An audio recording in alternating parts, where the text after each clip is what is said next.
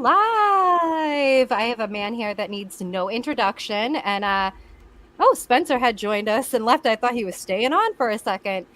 But Peter Simeti is on, everybody. So if you have any Pleasure to be questions, here. hold on to them. It's so good to have you back on here. It's good to be back on. How you doing, Kayla? I am doing great, and I'm just so excited about King Cryptid ever since I saw that design online. I just thought it was so cool, and I feel that this is personally like a huge passion project for you. Oh yeah. And one of the things, as soon as I saw that design, was like, as soon as that book goes live or whatever you're doing, can I interview you? So I was just, I'm so happy that you're on here to talk about this. And where do I even begin? So, King Cryptid, let me pull up this campaign. I'm going to screen share. I want to jump right into this. So, let me screen share this. But this is basically, it is a passion project for you, correct? Oh Or, yeah, definitely. Yeah. okay. The idea for King Cryptid, where did it stem from? What was the inspiration behind this? I guess it was always kind of percolating. I've always been interested in this kind of stuff for as long as I've been knowing of what anything is. I love monsters. I've loved paranormal stuff, all the unknown, every single type of thing you can think of. I mean, I was the kid with like Time Life books when I was in elementary school. Everybody else was reading like Berenstain Bears, and I'm taking up, UFOs, the pyramids, Bermuda Triangle, all that kind of stuff. So all that kind of stuff always interested me. And it kind of went hand in hand with comics. I think I loved comics because I liked unknown, mysterious, paranormal, larger than life kind of stuff. So King Cryptid was always something I guess I wanted to do, but I just didn't really know exactly what I was supposed to do or how I was going to tell the story or the character specifically until probably around maybe 2 years ago. I had written down. I knew I wanted eventually to do a series that revolved around monsters and different creatures and things like that. I didn't know what kind of series though. I didn't know even if I'd have time. It all started when I was doing a cover for it. Came out on a Wednesday, number 7. I figured, okay, I'll do a cover at some point in this series. It worked out at that point in time because the cover artists that I had planned, they had dropped out. They were busy with other projects, so they couldn't do it. And it was kind of like a last moment, a couple weeks to go before the deadline of when I would have needed it. So I just cooked up this cover. I figured, let me do this monster here and not have it as a throwaway character. I'll use him down the line again at some point. And that turned into the Granite Beast, which is in issue 2 of King Cryptid, the black and white issue that's actually there. His hands are there reaching in on King Cryptid. And then later on, I figured, well, since I kind of did an Easter egg already, I'll do something on. It came out on Wednesday, number 15 for the cover, and I put another monster there, which would eventually be Broog, the swamp monster, which is in issue 4 of King Cryptid. And again, though, I didn't know at that point in time what kind of series or whatever. I just knew the kind of thing that I wanted to tell eventually.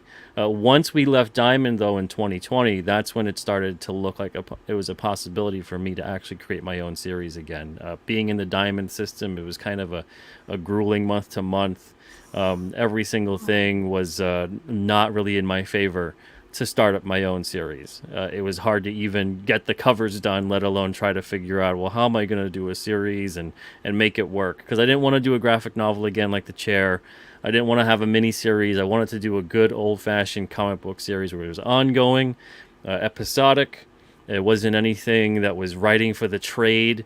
It was something that felt like it came straight out of the 70s or 80s in terms of just the format. And then eventually, once we got out of Diamond, all of a sudden, the noise started getting louder in my head. And eventually, one day, the word comes along for this character, and it's just King Cryptid. It's so catchy. That's what it was. So I wrote it down, and I was like, it's very comic booky, the alliteration factor, and it just, you hear the word, and it makes you start thinking of 100 things. And I said, okay, I'll write that down, and I'll revisit it. I'm sure I'm going to have a bunch of ideas. I literally have the paper still where I wrote it down. It's just, all I had was, I think it was like an orange marker at the side. And I was like, write it down, make sure I get it down. And I put, okay, list of possible character names, right? And then I never got another name. I revisited the piece of paper a year later, pretty much. And I was like, how do I feel about this character name still? And I was like, I still like it. During the course of that time, I was thinking more and more about the character and the world, and why it would be called King Cryptid. And it's not because he's king of the cryptids, or lord of the cryptids or something like that. It's literally the same reason as to why Bigfoot's called Bigfoot. It's a descriptive name. So it has nothing really to do with describing who he is. It's just describing like what he is, and it's mostly because people have seen him. They've seen his silhouette. They see what he looks like, just flashes of it, and through the years have described him as such, and it kind of stuck. The character is like 500 years old, so the name has kind of stuck for a very long time. It meant different things in different languages. There's a lot of Native American mythology in the series as well. Oh. So yeah, so it kind of stuck throughout the centuries, and I'm treating it as such. But his real name is not King Cryptid. And he Mm. doesn't go by King Cryptid. He doesn't refer to himself as King Cryptid. He kind of has grown. He didn't like it at first, but he's kind of grown to be like, okay, this is what people call me. But it's that kind of thing where he used to be a human being, and then he became cursed. He was betrayed and cursed. And that curse essentially is what turned him into this creature, this cryptid. And he's been that way for quite some time. He's, to his knowledge, he's immortal. He doesn't know if he can die. He doesn't know how he can die. He just knows that he is the way that he is. And he maybe thinks that's a part of the curse, is that he's supposed to live out. Because being immortal, it sounds great at first, but then it turns into everything you know and Mhm. love is going to die. So It's that in sad. itself turned, Yeah. yeah, and you're going to live for forever. So that kind of turns into this weird thing. And it's not like a vampire immortality where he has to feed or consume or do these other types of things. Or he potentially could die, or, he can't go out in the daylight or whatever. Like, he could still go out in the day and things like that. There's not a lot of downsides to his immortality, other than the fact that when he was originally cursed, he was supposed to just be a feral, ravenous, killing monster, but be completely aware of all these things on the inside. The human being of King Cryptid, his name was Crowan, Krowan, and it's one of the only things he can really remember from being a human being. He has glimpses and flashes of memories, but he holds on to his name. It's very dear to him. It reminds him that at one point in time he wasn't this way.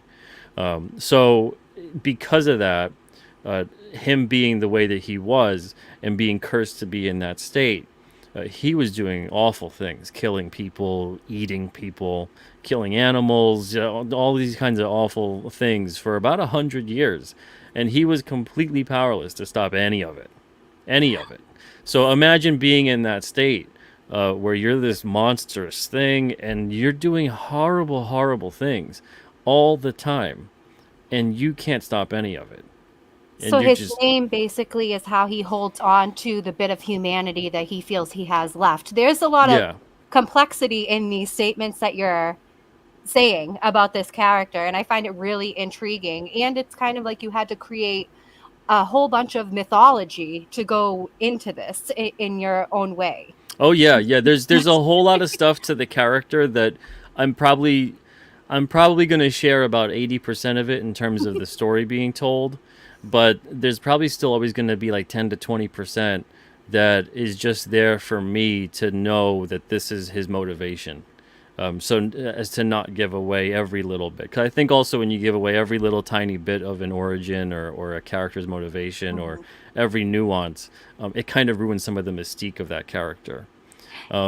But part of that mystique of King Cryptid is the fact that a lot of his memories, a lot of his humanity, it's been between it being so long, and between the fact that he was cursed and turned into this beast, and mutated and transformed in a way permanently. A lot of what is known about him, we will only know based on what he knows. So the first 100 years or so of his curse, he was in this state. And it's a pretty long time.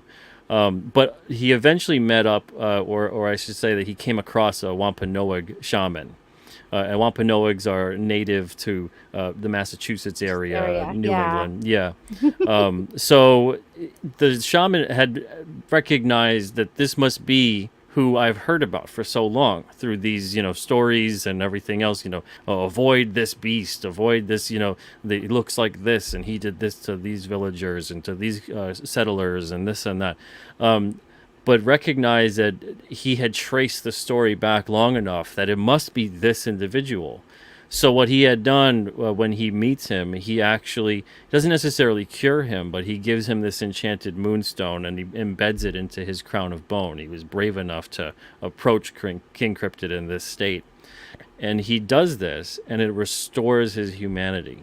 And all of a sudden now he's this person again that isn't just this ravenous, feral killing machine of a beast. Wait, what? He's a human I'm being mind again. blown right now. Like So yeah, that's like Chris Claremont level deep. I mean that in the best way possible. Like that is so deep right there. Like well, I mean, thank you. Jeez.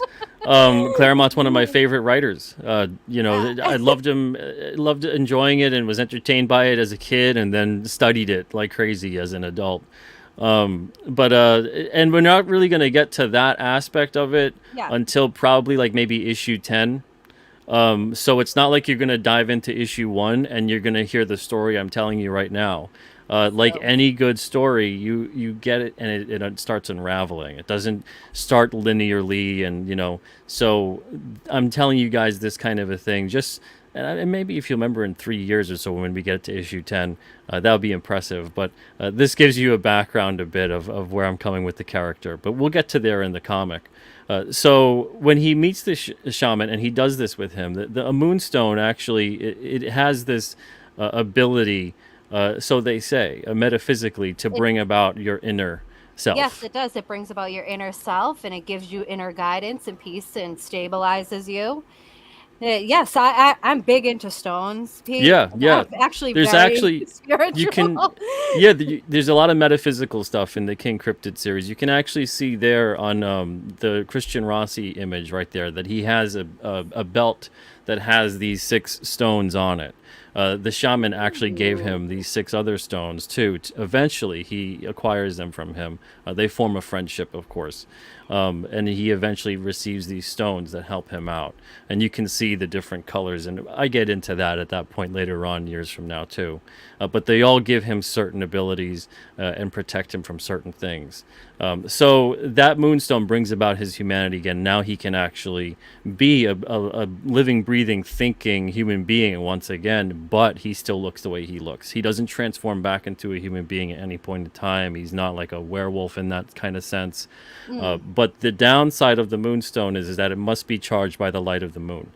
If it is not mm. charged by the light of the moon, and it will give him great strength on the night of a full moon, and his powers wax and wane with the phases of the moon. But on the night of a new moon, what occurs is that that moonstone is losing its charge. So he has to be very careful with what he does with his power at that point, because he's got supernatural powers. He can heal, he can have enhanced strength, healing factor, all kinds of stuff, and he gets that from that moonstone. But when it's a night of a new moon and he uses up a little bit too much of it and drains it completely, if he doesn't get back in time to this cosmic healing spring that he has in his cave layer, which is that way because, we find out in issue 2 why it's that way. But if he doesn't get back to that in time, what occurs is that he reverts back to that feral state. So he reverts back to that feral state. He starts killing and feeding again until his body recharges itself, and the light of the moon again charges the moonstone. So he does whatever he can to not get in that state again, because that was a living hell for him. So there's a lot of things at stake for him and for many others because of that situation that he's put through. So we go into issue 1 here. Like I said, we start right away, right in the action of it. King Cryptid, he hasn't really been seen for about 3 decades. He's in the White Mountains of New Hampshire. That's what he calls home at this point. He's kind of lived a nice, peaceful, secluded life. And what happens is that on one fateful night, this creature known as the Behemoth is being transported up to New Hampshire. He breaks free Hmm. from his transport. King Cryptid essentially He's there at the scene. He sees what occurs. He tries to track down Behemoth to help him out. He knows that this creature is scared. With the Moonstone's help, he can psychically communicate with cryptids and with animals as well. But for some reason, not with human beings. He can't read people's minds or anything like that. He can only communicate with Ah. animals and cryptids. Uh, Hmm. I yeah. So wonder, I wonder why. I wonder if it's because maybe perhaps, I mean, this is just a guess, or, maybe it's perhaps something to do with the spirit. Like there's a difference between a human soul and animal soul, and perhaps a soul of a cryptid. And I mean, not every human is a magical being. Animals have been said to have magical powers. yeah, yeah. I mean, I mean, we'll there find could be out, I some of know, that. but Yeah. we'll have to find So out. But yeah. I'm intrigued.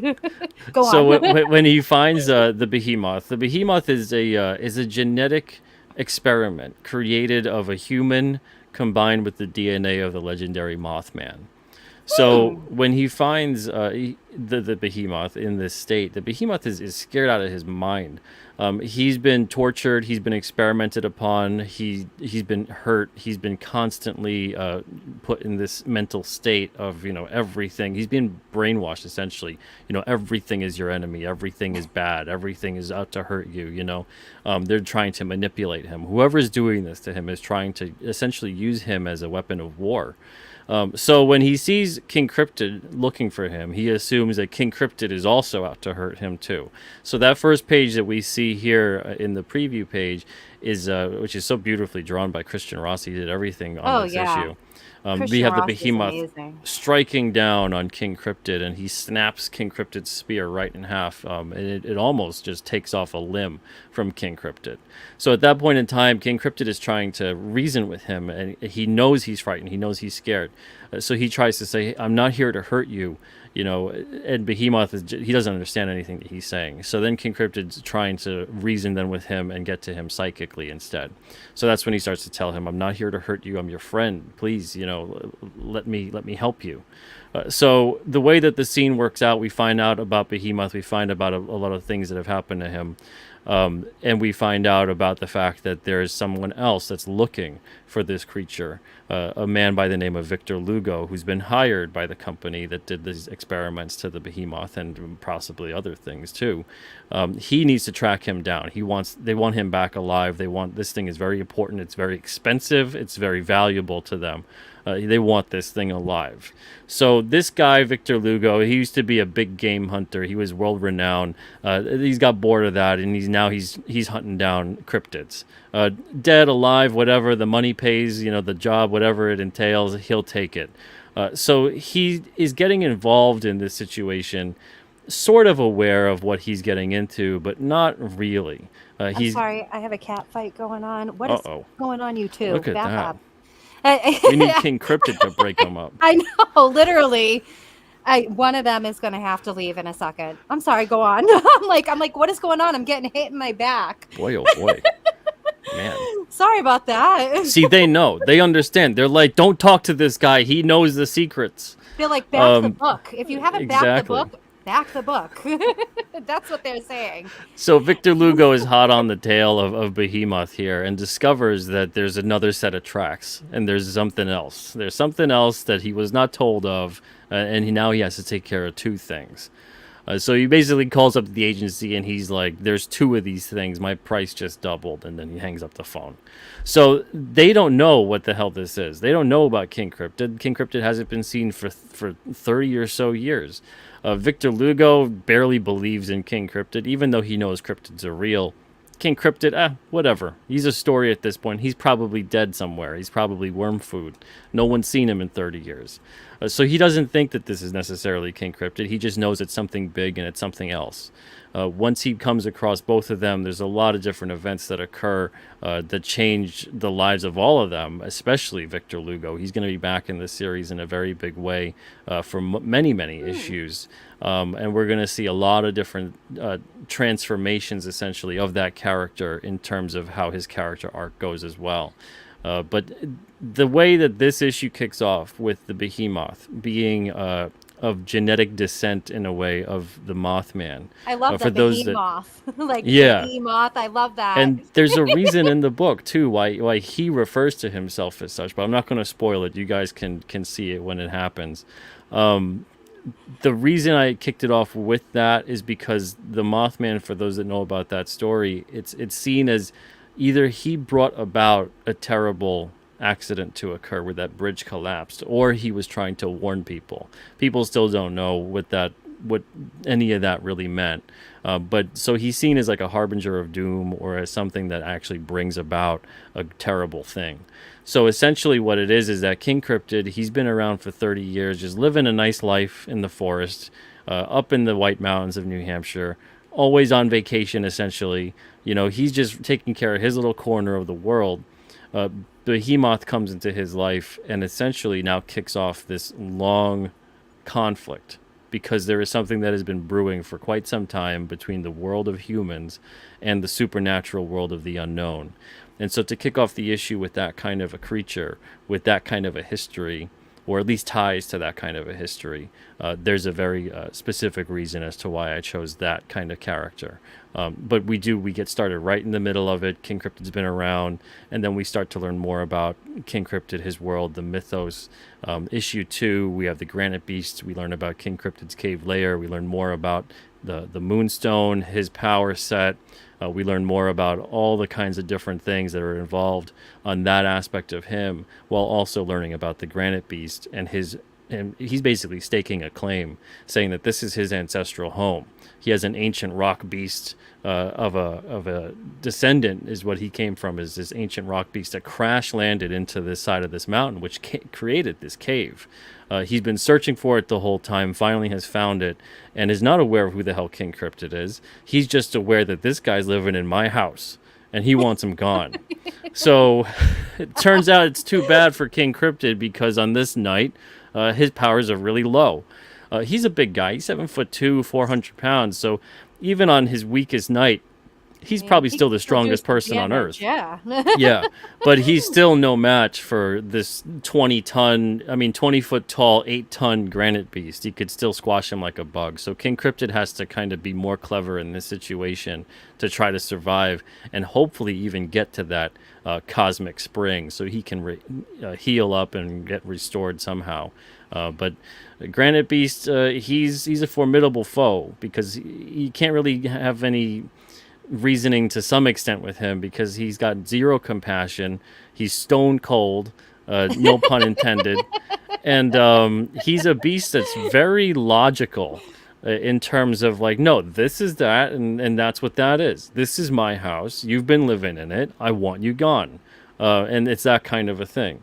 So that issue plays out. We learn about the character. We learn more about the world.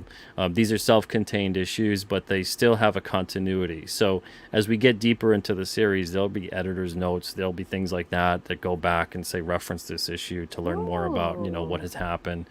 There's thought balloons, which people have been excited about. I was excited Love about that. bringing thought balloons back. I love I the love idea that. that yeah, the character could say one thing, but you learn their inner thoughts, Thoughts, and you yeah. get some insight into who they are, what they're really thinking, and just everything that made comic books. This is what this series is. So then we get issue 3, which is a flashback issue. It goes back to 1984, September 19th, which is the 23rd anniversary of the Betty and Barney Hill UFO abduction that took place in Lincoln, New Hampshire. So this issue also takes place in Lincoln, New Hampshire, with 4 kids. We have 3 friends and a younger brother here. So we got Eric, who's in the middle there, Ernie to the left, Linda to the right, and then Jeff, which is Eric's younger brother. Jeff is like 10, Ernie, Linda, and Eric, they're about like 13, 12, around there. Okay. Jeff is a little brat. Jeff is essentially, he's one of those kids that thinks he's older than he is, thinks he knows everything that there is to know. He makes fun of his brother and his friends. They're all into the paranormal stuff. Jeff is very much the skeptic. And he just thinks, I'm here because, well, I have to be here, but I'm going to laugh at all of my brother and his friends because they just sound crazy. Ghostbusters came out a couple months before, so they're all into the paranormal. They're all into all this stuff, and they're gonna do some paranormal investigations into the woods. They're all into this stuff. They think it's so cool. 23 years ago on this night is when this happened. Maybe we'll see aliens. Maybe we'll see King Cryptid. Even who knows? So they go out into the woods and they're looking for any sign, any evidence, whatever it may be. They've all done the things that little kids maybe used to do, maybe they still do, I don't know. But where they say, I'm over your house and you're over my house and we're sleeping over and this and that, and that's our cover. Oh yeah, that still happens. That still Yeah, happens. so they're doing that to cover their tracks. They're going to go a couple hours into the woods and investigate. They think this night something is special about it because of the fact that it's that anniversary of that UFO abduction case. So what happens is that they do go into the woods, and what happens to all four of them changes their lives forever. We're going to see more of these kids. We're going to see a couple issues with them still as kids in the future, but we're also going to get to know them very well as adults. So this isn't just a little fun all ages issue that's like a throwaway. This issue has a lot of impact for the rest of the series. There's no such thing as a throwaway issue in King Cryptid. So every single character you see here, they matter quite a lot. And there's some things that it pains me to say. Everyone's always like, Pete, you tell so much about these stories. Don't you feel like you're giving away too much? I just say what I'm giving away is like the tip of the iceberg, because there's so much here I'm actually not talking about. So if you think that, wow, you're really putting a lot of information out there, you might be spoiling too much. When you get the issue, there's even more information, there's even more events, there's even more stuff that happens that I'm not even touching upon. So it's one of those things where, yeah, maybe I'm talking about it a lot, but that's because I want you guys to get to know these characters. So as soon as you open up the book, you're like, oh yeah, that's kind of what Pete was talking about. Let me see what's what, and then you're gonna go, oh crap, like he didn't really say a whole lot of anything. By the time you get done reading that issue, you're gonna go, oh my lord, there's so much happening. There's so much to happen. I'm ready for it. So there's a lot that happens with these kids. I wish I could say more, but at the same time, it's better if you guys read the issue and discover it for yourself. And there's so much more that's going to happen down the road. And then with issue 4, we get back to present time, and we're at Hockomock Swamp. Broog the Swamp Monster resides there in the Bridgewater Triangle of Massachusetts. And Hockomock, which is interesting, in Algonquin, which is the Wampanoag, they use that language as the Algonquin language. That means place where spirits dwell. And essentially, we find out the terrible secret of Broog by discovering what occurs throughout this issue. We start off the issue. It's not shown here in the pages. The pages shown here are 3 and 4, but pages 1 and 2 show basically this bear. There's a bear that's he's Orion, the bear, and he's just in the Hockomock Swamp area. He's Spencer, looking make for this some larger. food. Make the screen larger so people can see it. He's looking for. This is like story time with Pete. So he's looking for some food, the bear. And unfortunately, he comes across Broog the Swamp Monster instead. The bear lets out a screaming roar, and it's a cry for help. It's such a loud cry. The energy from this bear is so loud that it's over 100 miles away. King Cryptid is essentially sleeping in his cave, and he is so disturbed by it. It's that kind of like, there's something in the force, there's all like that kind of a disturbance. But that's what's happening for King Cryptid, and he recognizes the voice. You'll find later on in the issue why he recognizes the voice, the cry of this bear. But he goes and flies off. He knows that there's nothing good that's come of this. There's something horrible that's occurred. This isn't a normal thing that's occurred. This isn't a normal bear roar. This isn't a normal cry for help. So he takes off to Hockomock Swamp. Now, once he gets to Hockomock Swamp, he finds 4 people there. There's a cryptozoologist team. The leader of the cryptozoologist team is Dr. Carol. And Dr. Carol, essentially, she is the person who's looking for Orion the bear. Orion the bear is her companion. She knew Orion when he was a cub. She actually saved him and brought him back from the dead almost. He was a dying cub. His family was killed from a cryptid. And that was one of the first times that she even knew that there's something weird going on. This isn't an animal attack. This is something that no animal could have done. This is something else. This is a beast, a monster, a cryptid. And she pretty much got blacklisted, excommunicated from her field. She was a veterinarian, a very well respected veterinarian, and she got completely railroaded out of that field and had to change her name and all this other stuff because of the fact that she had clear cut proof of a cryptid attack and that there was something going on that was being covered up. So the agencies and the powers that be forced her into this life. Now, she has a cryptozoologist team, and they're investigating certain areas. One of them is this Huckamuck Swamp. Ryan separates from the group. He gets lost, and he starts following his stomach more than he starts following his common sense, and he comes across Broog. So that's what they're looking for right here. King Cryptid doesn't know who these people are so that he kind of goes into the shadows a bit in the trees to listen to their conversation and make sure that these aren't bad people that have harmed the bear. He wants to make sure what the situation is before he reveals himself to them. So essentially, that's where we get. Spencer forgot how to stream. Goodness. So essentially, It looks like we get to see these characters, which again are going to be playing a very large role in the series. They're not going to be in every issue, not that kind of a thing, but there's going to be a lot of issues with these characters, and we discover eventually, of course, about Broog in this issue, and we learn a lot about what's going on with his character, and it sets the course of events to come. So every single thing is character building, world building. There's a lot of plot, but there's also a lot of stuff going on that you can enjoy each issue for what it is. This is a series that, maybe you can read issue 30 or 40. Maybe you read issue 2 or 3. It doesn't really matter. You're going to enjoy the story for what it is, as opposed to nowadays it feels sometimes like if you didn't read all the previous issues or whatever it is, you're completely lost.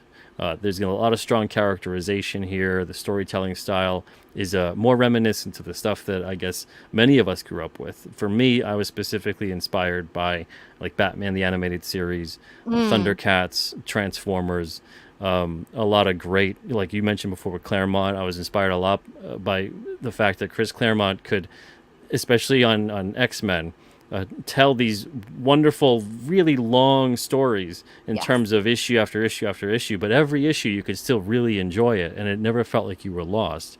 it's And you would learn interesting. about different events, and there would be editor's notes to see certain other issues. But it made you want to track down those issues. It made you want to go back and learn more about the world and the characters and the things that they were talking about and what they were going through.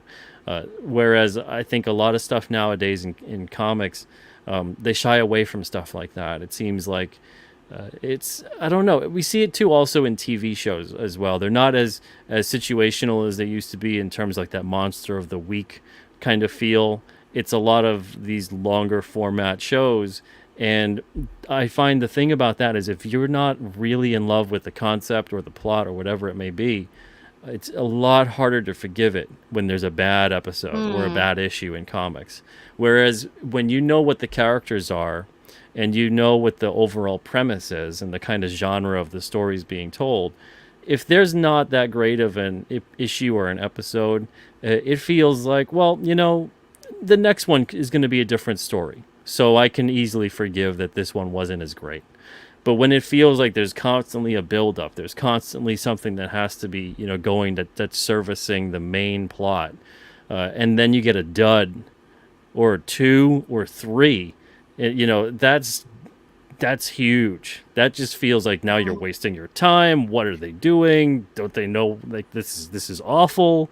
But when it turns into like the situational kind of thing where you can get maybe 1 out of 3 issues or episodes, maybe they're not as great as the other 2.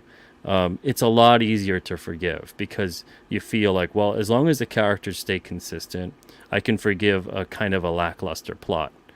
But it's a lot harder to forgive it when it turns into, it's all supposed to build to something. There's all supposed to be continuity here that's specifically event after event after event told in a linear fashion.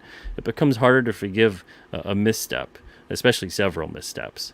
So I think that's something that I want to see again in comics, and instead of kind of waiting for someone else to do it, I suppose. This is how I want to tell my comic. I want to tell it in this kind of a way where you can enjoy an issue, and hopefully the reason you want to read the next one is because you just enjoyed the one you read. So That was so much, and I am so invested in this, and it hasn't even came out. And I mentioned something off stream. I want to get to that later. Um, but I have so.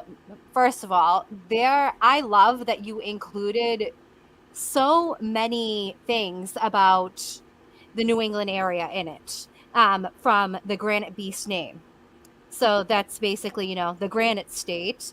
I love that you incorporated the whole Bridgewater Triangle idea. I've actually been up there. I don't know if you ever have before, but it's a place. There's definitely an energy there.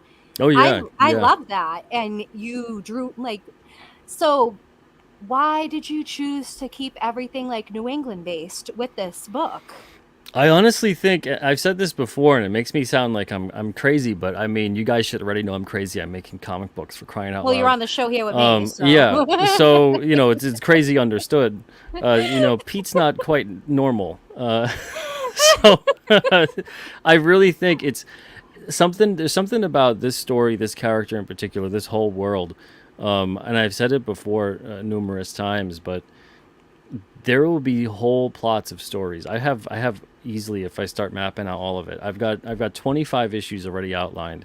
I've got over 65 different plot ideas and different things to touch upon with characters. And if I map it all out completely, I've got over 100 issues that I could start telling. So if I had to do this as a monthly, and the only way I could do that, honestly, is there's no more Alterna. So I'm not about to do it monthly. But I could literally do this monthly and have enough issues for still the next 10 years. So I get a lot of the issue and story ideas. Literally, it feels like it's almost beamed into my mind. I don't know what the hell it is. I don't know. But I'll get whole entire plot and I have to write them down. And I do very, very little editing and tweaking. The only editing that I do is to try to sync them up and make sure that there's different things that play out and make sense from okay. issue to issue. But as far as it being in New England, as far as this character being a part of New Hampshire, I'm from New York. I grew up in New York. Yeah. I was on Long Island, and I moved up to Massachusetts around, I think it was 2010. And one Okay. of the first places I went to, and this was before I lived up in Massachusetts when Erin and I were just dating, she always went to New Hampshire and saw the White Mountains and up in North Conway, which is a It's touristy beautiful. area. It's Yeah. beautiful. The White Mountains are gorgeous. So she's always wanted to live up in New Hampshire. And at the time, I'm thinking New Hampshire, like that's so strange. What about New Hampshire? I wasn't really. I knew I wanted to get out of New York. I wasn't a fan of New York even back then. I wanted to leave New York as long as I could remember. Yeah. It just never felt like home. It just felt like, yeah, this is a temporary place for me. So one of the first places that we went away to for a couple of days was the White Mountains, and it was almost like a spiritual experience for me to get up there and just be around it. It's a very different energy, and I don't know how to explain it unless you actually feel that kind of stuff for yourself. Yeah. And then it was an even different, even more so of a different experience coming back home from that region and then going back to New York Mm. again. It's like Ghostbusters 2, for crying out loud. You could really feel the negativity and the energy Oh, difference yes. as soon as you cross the bridge and get into the New York area. Oh, trust me, I feel it. And I'm like out here in Massachusetts, we're kind of tough, and but New York, there's I think it's a lot of negative energy out there. I don't know if it's because it's so much city. There's not much until you go to like upstate New York, or like Central Park area. There's not a lot of nature around, if that Yeah. makes any sense. Yeah, I it's a mean, very oppressive, suffocating feeling. yes. And I didn't grow up like in the city or anything like that, but I hated going into the city. I hated ever going to New York Comic Con. I hated all that stuff. There's some people that love the city. I was never one of those people. Mm, I love, get me as far away from all of that as you possibly can. And I absolutely loved coming up to New Hampshire, especially being around the mountains. I thought it was fantastic. it's peaceful. So, yeah. And so then once we moved up here, We were here for about, I think we've been here for about maybe 6 years or so, up in New Hampshire.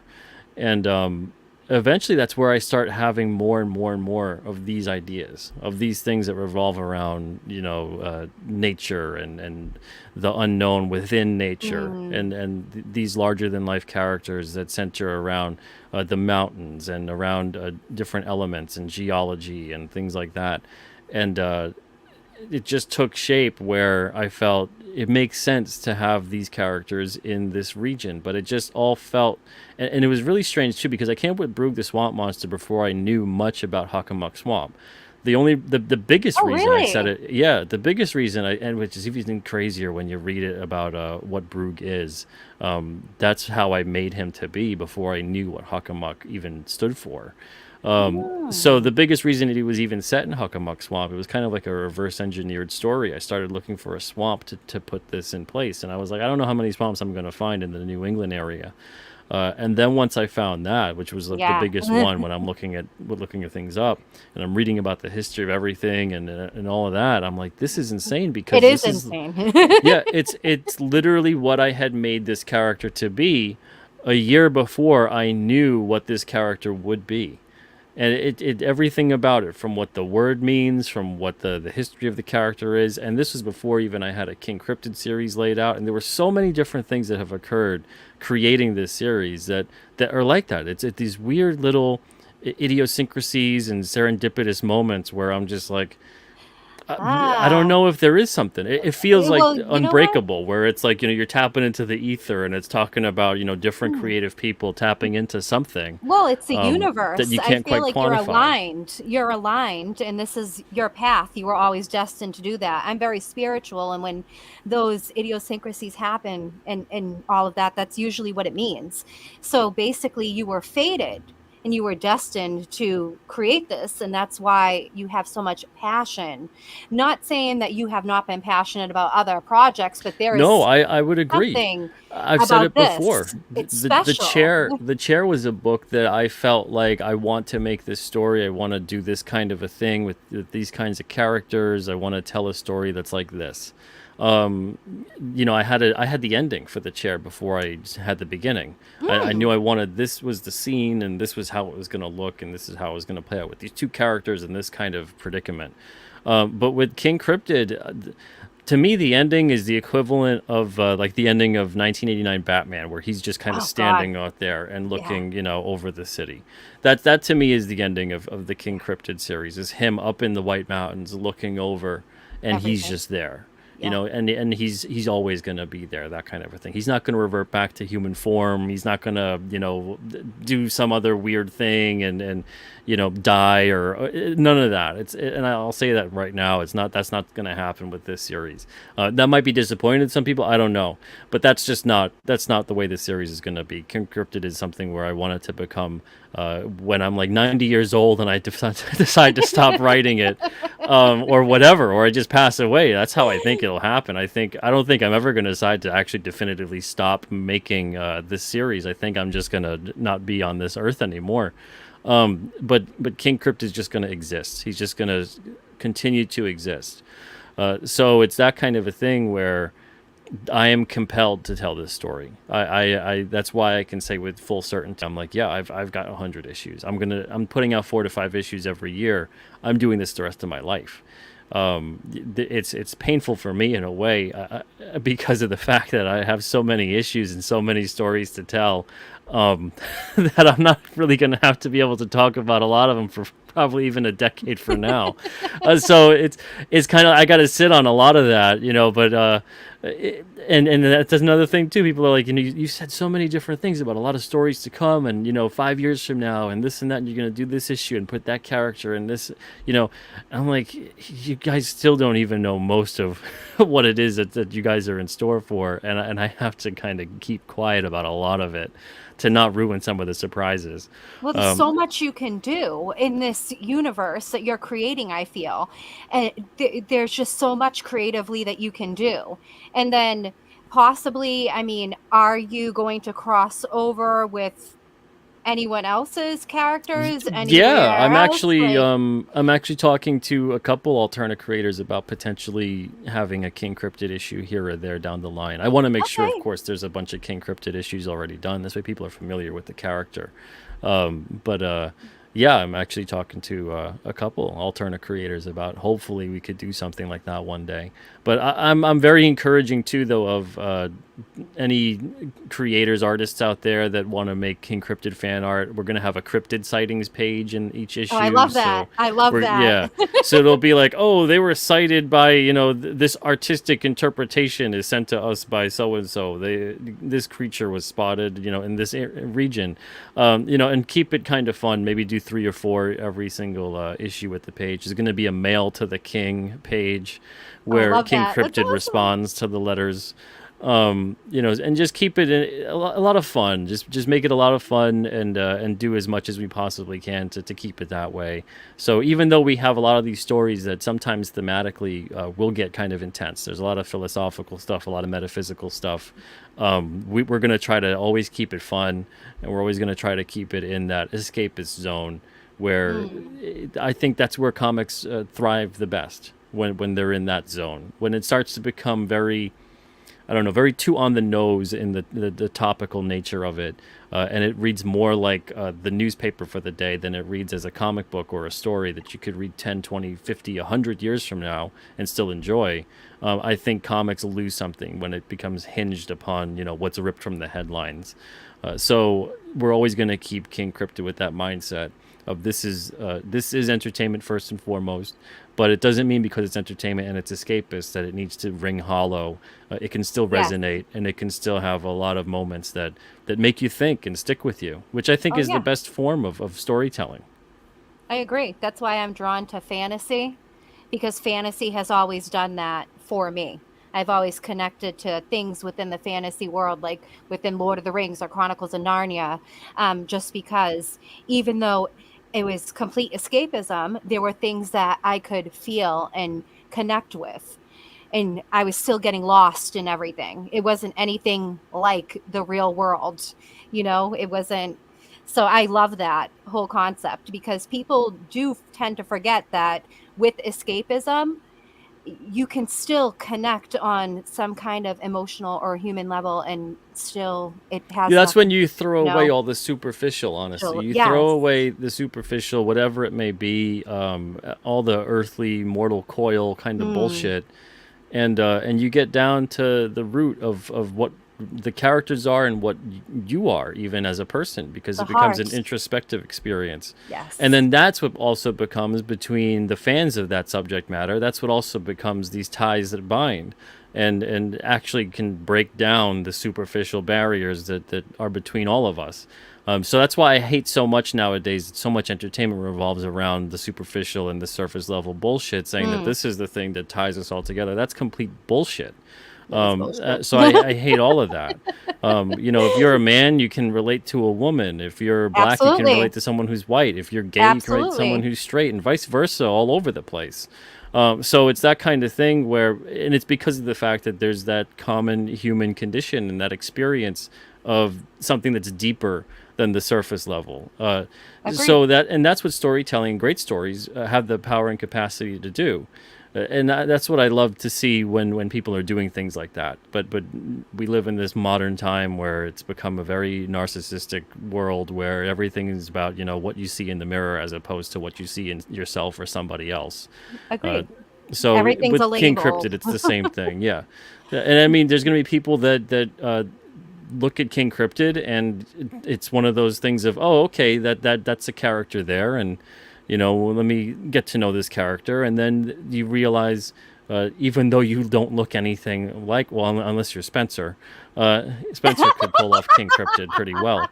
Um, you know, he, uh, he is King Cryptid. That's the he secret. he's a mountain monster similar to King Cryptid.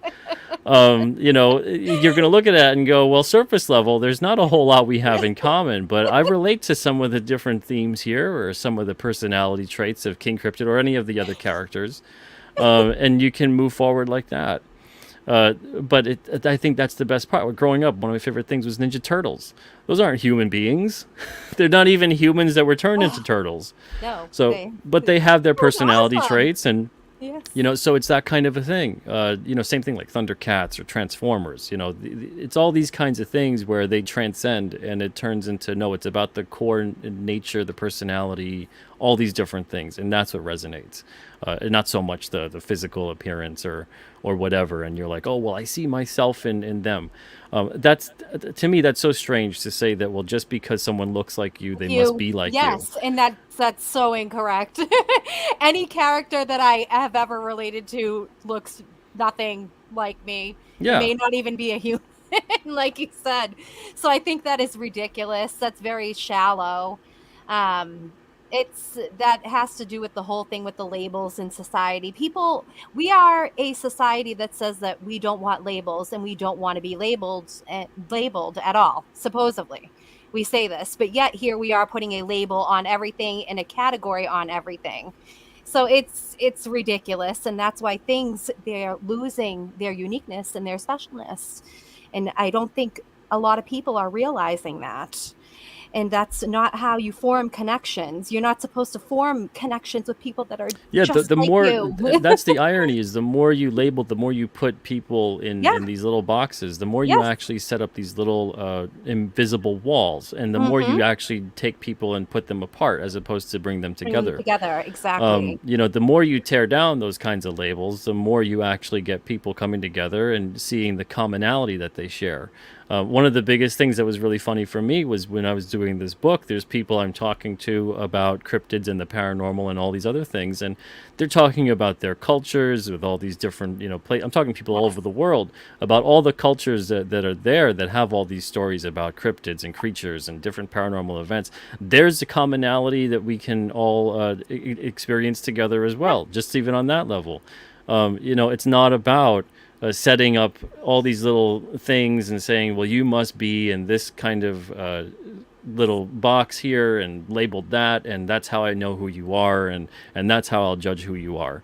It's a very strange kind of thing that a lot of people do tend to want to do, but it is something I think we see a lot more often because of the whole prevalence of social media. I still think that most people are not necessarily that way, but social media sure does a good job of kind of brainwashing us all into thinking like this must be the world Yeah. at large, and this is a microcosm for it. I think we're seeing more social media is kind of the place where people go in that Mhm. instance to see their own self and their own views being reflected.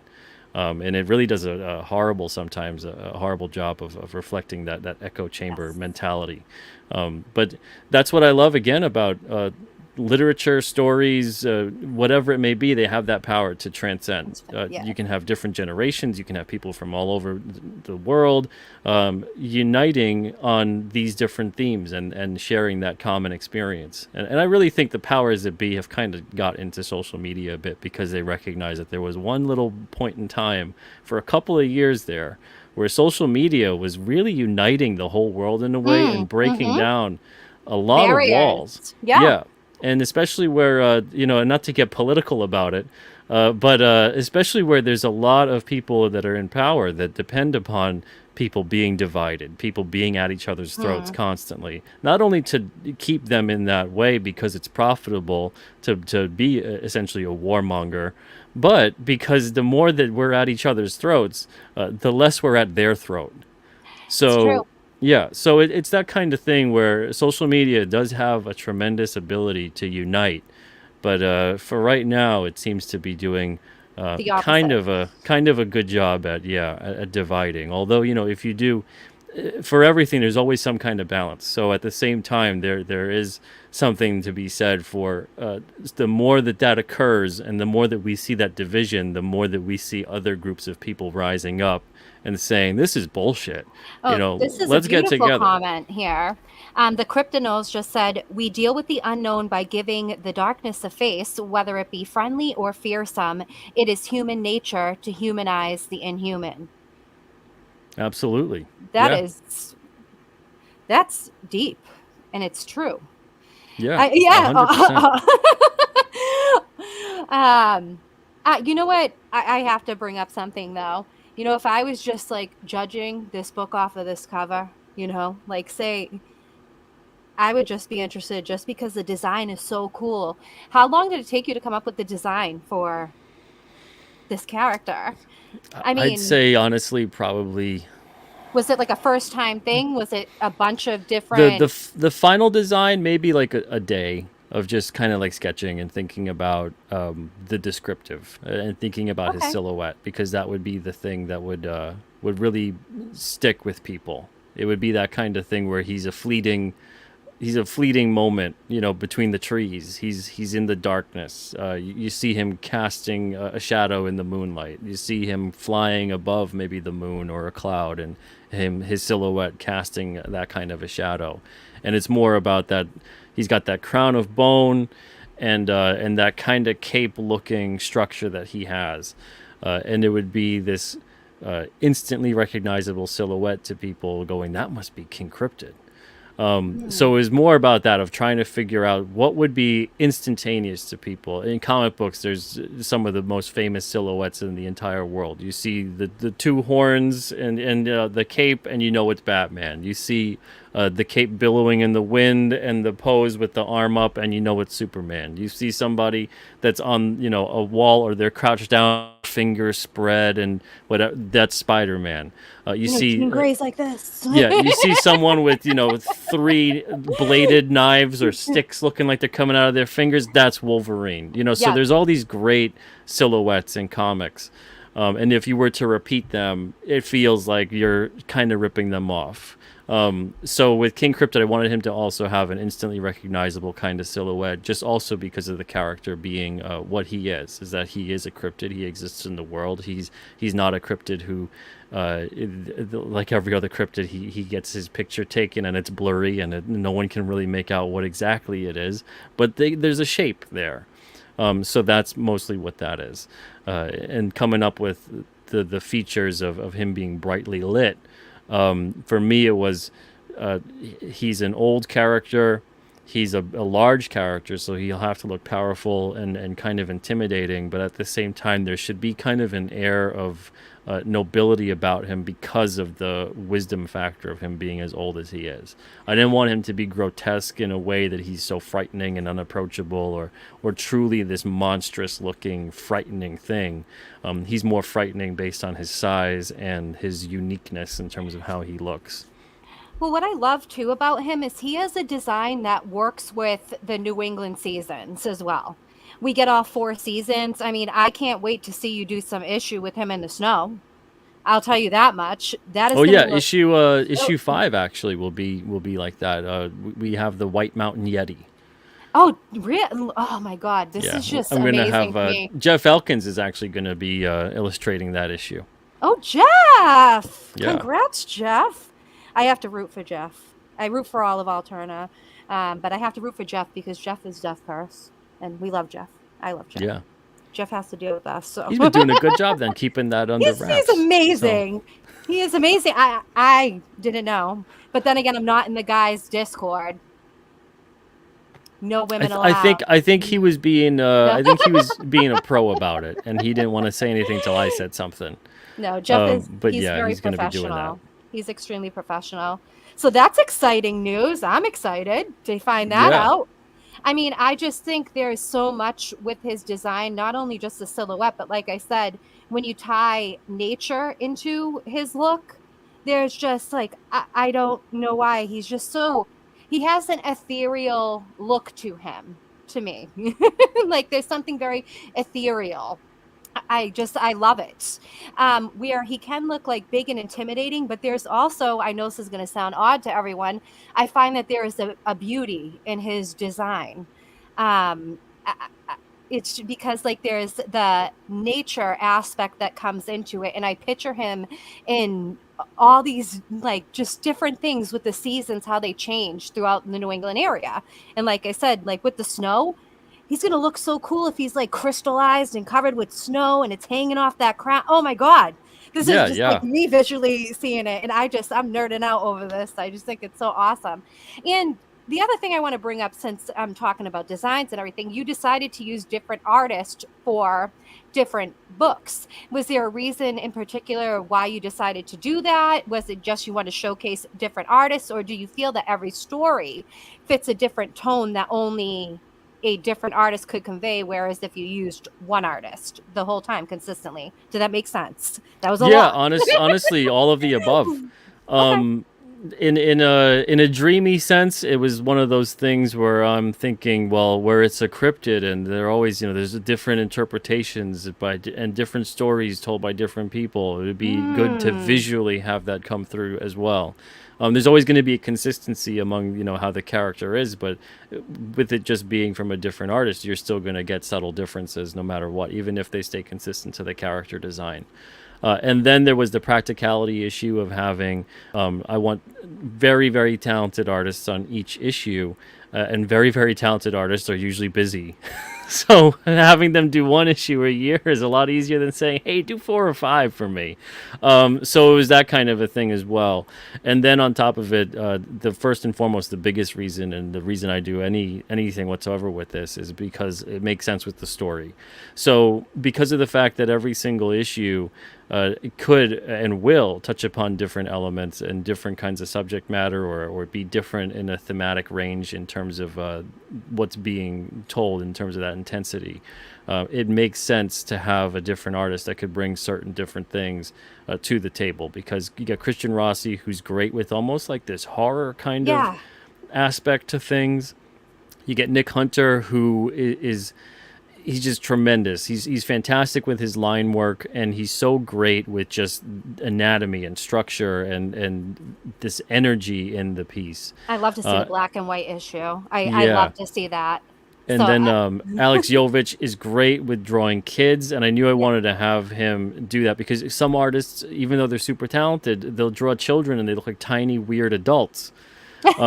So I knew that they'll be just looking like weird shrunken human beings, and so I knew I wanted an artist that could have that expressive range, and could do a great job with drawing children, and also keep it in a way that it didn't make it too cartoony. It wasn't like Peanuts or something like that. So Alex does a terrific job with that. I knew he'd be perfect for those kinds of issues. And then Kier is just he's fantastic in terms of how he gets his backgrounds Oh, down. yeah.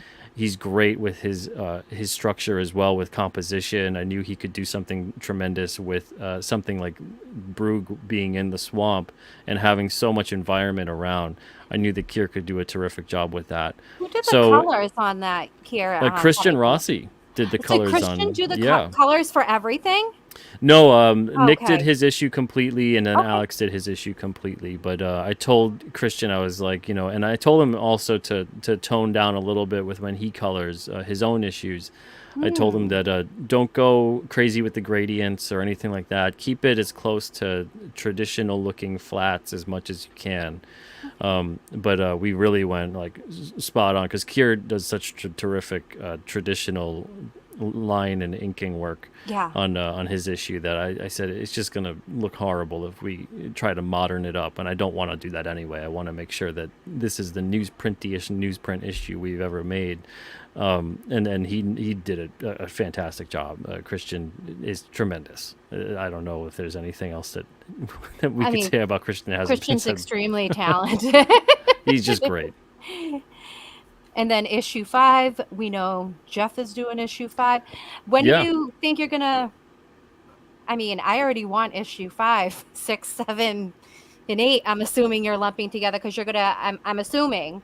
Are you gonna put them out basically in 4 issues or? Yeah, we'll do 4 to 5 issues depending upon the Okay. artist's availability, and like most of the art is done on these. Christian is finishing up the pencils and then the colors and inks on his issue, and then issue 2 is done, issue 3 is done, issue 4 is mostly done because Christian then has to come in and color that, but everything is done with that other than the colors. So with next year's campaign, we'll do 5 to 8. and then issues 10 to 12, we'll have issue 9, but then we'll have issues 10 to 12, and 10 to 12 will actually be the first story arc in King Cryptid, where it's consistently the same artist. So if we have a story arc that's like 2 or 3 parts, it'll be the Okay. same artist, because that just makes sense. Okay, yeah, that does make sense to me too. Yeah, so we'll have Keir Covington on that. I already talked to him about that. It's going to be called a story arc that's called Killer King, and it revolves around touching Killer on King. yeah, it's revolving around King Cryptid's feral nature, and talking a little bit about some of his Ooh. origin as well. So we'll dive into some of that. There's a big story arc that has to do with it, and that's all I'm going to say for now, because that's 3 years from now. That's 2020, 2024 I gotta wait for three that campaign. years, Pete. Yeah. Oh my God. But it's okay because there's so many issues coming out, 4 issues every single year, that the 3 years will go by like nothing. Three I years hope ago is so. 2019. I can't even believe that that was 3 years ago. I easily feel like I could read, like, if each issue is like 75 pages. Yeah, I could easily read through it. I'm so excited for this. There was something that I truly loved about this campaign, and I brought this off the stream. Sorry, I forgot how to talk for a minute, surprisingly. But I'm scrolling down to it, and I don't know here who is backed. If you have not backed, or even if you did back and you did not back this, you should go and add this on, because this to me is all right, right here. You put up your story script for issues 1 through 4. And I thought that this was just so amazing. I haven't backed a campaign that has done this yet. Oh, And really? no, I have not. Wow. I have not backed one. I have not seen one. I've seen, like, art processes, but as far as like the story script itself written out, this is something that I am just so interested in, because I love to see how people's minds work and their own processes, and you have your own specific process. And B, I just think that this can serve as inspiration for anyone that does have a dream to come in and write comics. It lets people know, you can script kind of your own way. I mean, do you want to talk about this? Why did you include this out of Well, everything? yeah, I, sure. I mean, I love this. So I'm the writer, but I'm also the letterer too. So I have the ability to actually manipulate the script after I get the art. Whereas if I have a letterer that's hired, I have to be a little more final. But I wouldn't. I would still do it the same way, but this would be then the script that just goes to the artist, and then I would have a separate script that would go to the letterer after I see the art. So what happens here with this script? I used to write very traditional style scripts with camera angle, panel one, this character says that, and lay it all out, very traditional like. But with this, it's truly a story script. So every single page is broken down scene by scene, and then I let the artist interpret it. I don't want to squash the artist's ability to be creative in it, and Mhm. maybe I'm saying this should be 5 panels, but the artist is like, I could tell this is a kick-ass 2 panel or a splash page. Let me do that. But I don't want to, because I might be stepping on Pete's toes. Because I've met a lot of artists over the years that, unfortunately, in comics, they beat it into you that the writer is the lead in the show here, and you're just the pencil jockey, and you listen to what they say. And that's so unfortunate. It should be a collaborative effort. I agree. So yes, and that's how you get something truly amazing. Mhm. So I know this used to be kind of referred to in a way, I guess, of as like the Marvel method, but this is a little bit more fleshed out than that. So this is the Alterna method, or my method at least. So when I'm plotting out the story script here, every page in the comic, the scene is broken down. So I'm essentially telling the story to the artist, and I'm letting their imagination take over, and then they draw it how they see the story being played out. I only had to, out of the 4 issues, I only had to go back and maybe have like 5 or 6 pages out of 4 issues tweaked. Only one page was even redrawn, and that was just because it was issue 4, and Kier had done such an amazing job on the pages that came before and the page that came after. The page that was in the middle just quite wasn't there, so he has himself to blame for doing such a good job on the ones before and after. I was like, it's just not as strong as the other two, and he was great about it. But it was one of those things where I just love to see the artist bring the story to life. I want to see what are they imagining, what are they picturing when this story is being told. Because the reason that they're even being hired is because I want their vision in the story. If I wanted it to be, micromanage every single little thing that occurred, I would just do the dumb thing myself and not have to waste somebody else's time, let alone their talent and their skill. So to me, it's me giving a lot of respect as well to the artist and saying, look, you're on this because I want your input on this. I want your vision. Alex, he went back and forth with me like on 4 pages with all these ideas he had, and he didn't want to step on my toes about it. He was like, "Look, this is the idea I have, and I want to do this, and I want to do that, but I want to make sure it's okay with you." And I'm like, "Dude, this sounds perfect. Just do it." And then by the time it was like the fourth time he did that, he's like, we seem to be on the same page, so I'm just gonna do this, and if you don't like it, I'll correct it afterwards. So I was like, that's what I want to hear. Just how you envision this story being told. I want to see you draw that out. So it was such a great process working with these guys. They're definitely coming back for future issues. But I just want people to know that when they do get this story script, if you're thinking about it in terms of this must be what all scripts look like, or this is how I want to base my script, make sure that if you're a writer and you're working with an artist on this kind of style of a script, that you understand where it's something that you're going to retroactively go in there and then put the narration, the dialogue, this and that, whatever. Make sure that they are very capable artists. This is not a script for a first Mm. timer. This is not a script for someone who's not confident as a comic book artist. This is a script for people who really know what they're doing, and they're confident with their storytelling ability. So with this kind of script going in there again, getting the art back and then seeing it, there's certain things I would have in mind for how I would lay it out. I already know how I'm going to lay out certain things and certain conversations that are going to occur.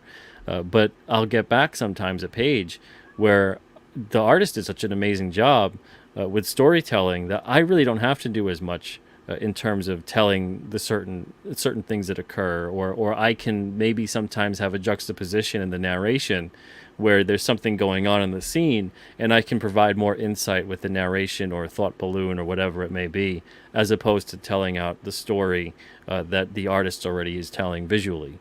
One thing in particular, when Christian gave me the first 5 pages penciled recently, it was really interesting to see how he laid it all out, because it gave me a whole other idea on how I was going to put the narration down and what kind of story I wanted to tell, and then how it was going to sync up.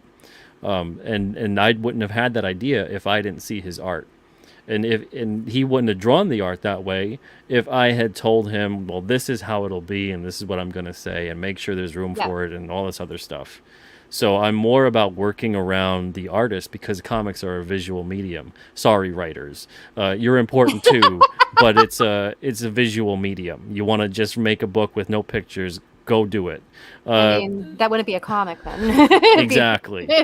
You know, it gets so weird, the ego. Anyway, so I'm more happy to work around beautiful, tremendous art and scale back a bit than I am to say, put my words down. My words are more important than your pictures. Let's make sure we get the reader reading my words. No, visually, in terms of reading it, it's both. Both are needed. I like an And equal. It yeah, has to be on equal levels for me to exactly. be You have to have interested. balance, and so you can only really get that balance if you then are editing at every single step of the process. So if you're editing during the story creation, you're editing during the art process, you're editing once the art is done. Every single thing is editing. So many people think editing occurs after everything is done, and Nope. then you're just dotting the i's and crossing the t's and saying, okay, this grammar is set and It's it's the whole proofreading. It's time. That's not editing. It's more than just the words as well too. People don't realize like editors do go in and edit a lot of artwork or give input on certain stylizing of art and panel shapes and all of that. There's a lot more to editing than just the words. I think a lot of Exactly. people just think you're just editing grammar. Yeah, it's Mm, making sure the continuity is there. It's making sure that characters are staying consistent. It's making sure that there's events that are occurring that line up compositionally from page to page. It's mm-hmm. making sure that the flow and the structure of each page and each panel it makes sense. It's making sure that then the lettering, it takes you from the eye line of the reader, it takes you and you're reading it appropriately, not that it's all over the place and you can't make heads or tails of it. So there's every single step of the way there's editing. But that's my job essentially with this. So I'm in a unique position, like I said, where I'm the writer and the letterer. But even if I had a letterer on board, I would still be doing it the same way, and I would still then give them a script afterwards to say, okay, well, now here is what goes in it, and this would be after I've seen the art come back from the artist. So then there would technically be two scripts to offer, as opposed to one. But on this, there are spoilers, and believe it or not, there's spoilers that I haven't talked about yet too. And that's because of the fact that I'm literally giving you guys the same script that I gave the artists. So there's character breakdowns, there's information about the characters, some of their pasts and some of their to be's, there's their futures as well. And there's going to be some events outlined here where I make note to the artist about what's occurring and what this character's motivation is like and the way that they're going to be going down a certain path. So we have to start laying some of that right now. We have to put some of those breadcrumbs there so when someone goes back after they read an issue that's maybe like 4 years from now, they can go back and reference, oh, look at that, they were planting that the whole time. So that's very important, I think. So it's that kind of thing where if you really don't want any kind of extra level of spoilers being, if spoilers truly ruin it for you, maybe skip getting the script. But if you're someone that's like, oh no, this is pretty cool. It adds something to me, makes me think about things and anticipate whatever. Maybe you want to check out the script. There was someone that got the script. I said it when we were off air that they sent me a DM saying that they wanted to draw I, out the scripts I thought before it was they the read the funniest thing. issues and then compare their interpretations with the actual issue. I was like, wow, man, wow. Holy smokes. All right. I think that was like kind of funny. That's like, depending on who it's from, I totally love that because they're so Yeah. inspired by it. But I thought that was funny. It was kind of cute though. No, yeah, it's great. I've never had that I before. love that. But That's I like was like, they all want right. you to hire them in the future. They're I like, hope they do a I tremendous job because I will. if it's good enough, Yeah, if it's good enough. absolutely.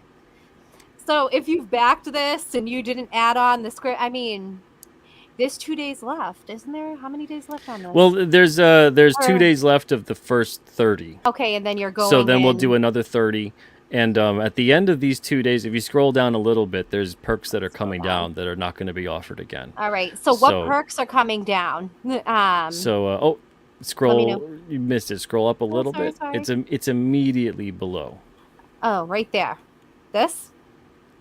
Scroll up a little bit more. Build your old Little bit. model. King Cryptid Almost case. there it is. All right. Ah, Yeah. okay, sorry. Yeah, so at the end of the first 30 days of the campaign, several perks will be taken down. So if you want them, make sure to get them. And it's the collector case insert. Kier Covington did a great job with basically the Alterna collector case has that traditional front pocket and side pocket sleeves. Those collector case inserts are going to be coming down in about 2 days. The 6x9, the 4 prints, those are going to get taken down as well. There's an 8 poster set. They're 11 by 17 posters. They get rolled up. They don't get folded when we sell the posters. They get rolled up, put in another carton, and then put in a box. That's coming down as well. There's the alternate collector case with the collector case inserts. That's coming down, and then the 2 case set is coming down too. But the King Cryptid case, which is this one, this is going to stay up the entirety of the campaign. Spencer, make the screen large. Hold on, Pete. So Where are you? There you go. there it is. So the King Cryptid collector case, this is staying up the entirety of the campaign, and this will arrive shrink wrap to you guys.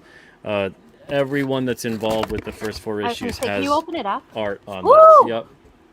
Love So that. we get that, and then we get King Cryptid kind of just mysteriously at the base of it. And then, And then your stuff gets side. put in here. It's a little bit bigger than the Alterna collector case. I'd say it's an inch taller. It's king size, right? So Oh. we got King Cryptid. As soon as you open up, his eyes are staring at Oh, I you. love that. But something that's really fun with this, we're gonna have a new case every single year for 5 years, and the spine on one side is going to create an overall image, and you can kind of see that.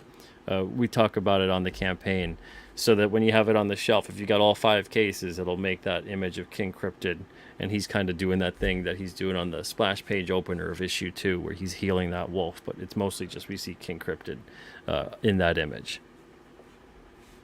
I love it. I love that whole idea too that you're continuing doing the collector's cases for everything.